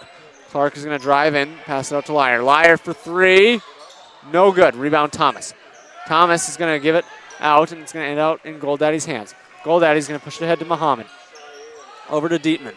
Dietman's going to give it out to Thomas. Thomas is going to dribble in. Lost it a little bit. He's going to get called for a carry with a minute 37 left.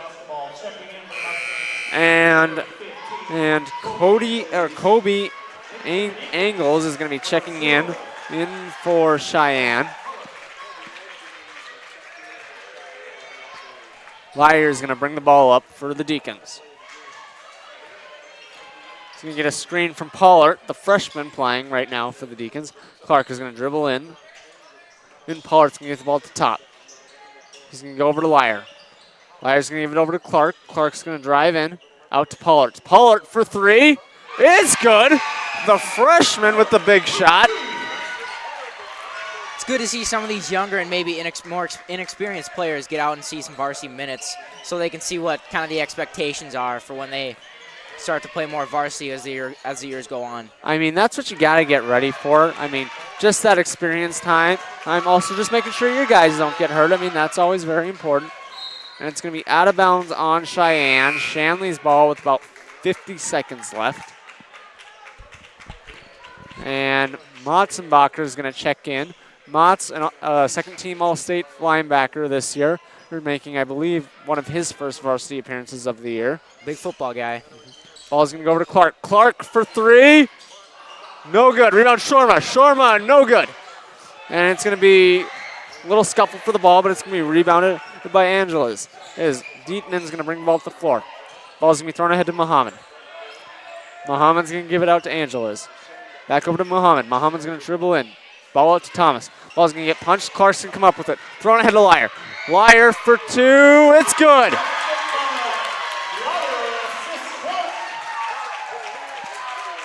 And I think Cheyenne's going to run out the clock after that. That with about 6 seconds. Yeah, I think they're just going to run this one out right now. I mean, a really impressive game. So what should be some of the big takeaways for us at this point right now, Andy? Well, I think Shanley has to go into their next game thinking we can't really give up after the team we're playing. If they do get ahead, we can't just quit. We have to keep playing with that passion that we saw at the end of the first half. And Sheyenne coming out of this game, they just got to think, we just got to keep doing what we're doing, put points on the board, play aggressive, and we'll have a great season. Yeah, Sheyenne had a really good game. That was really impressive of them, and that's what I love to see. And that was really impressive from the Deacons that come back in the second half, but you got to make that last the entire game now. It can't be that short now.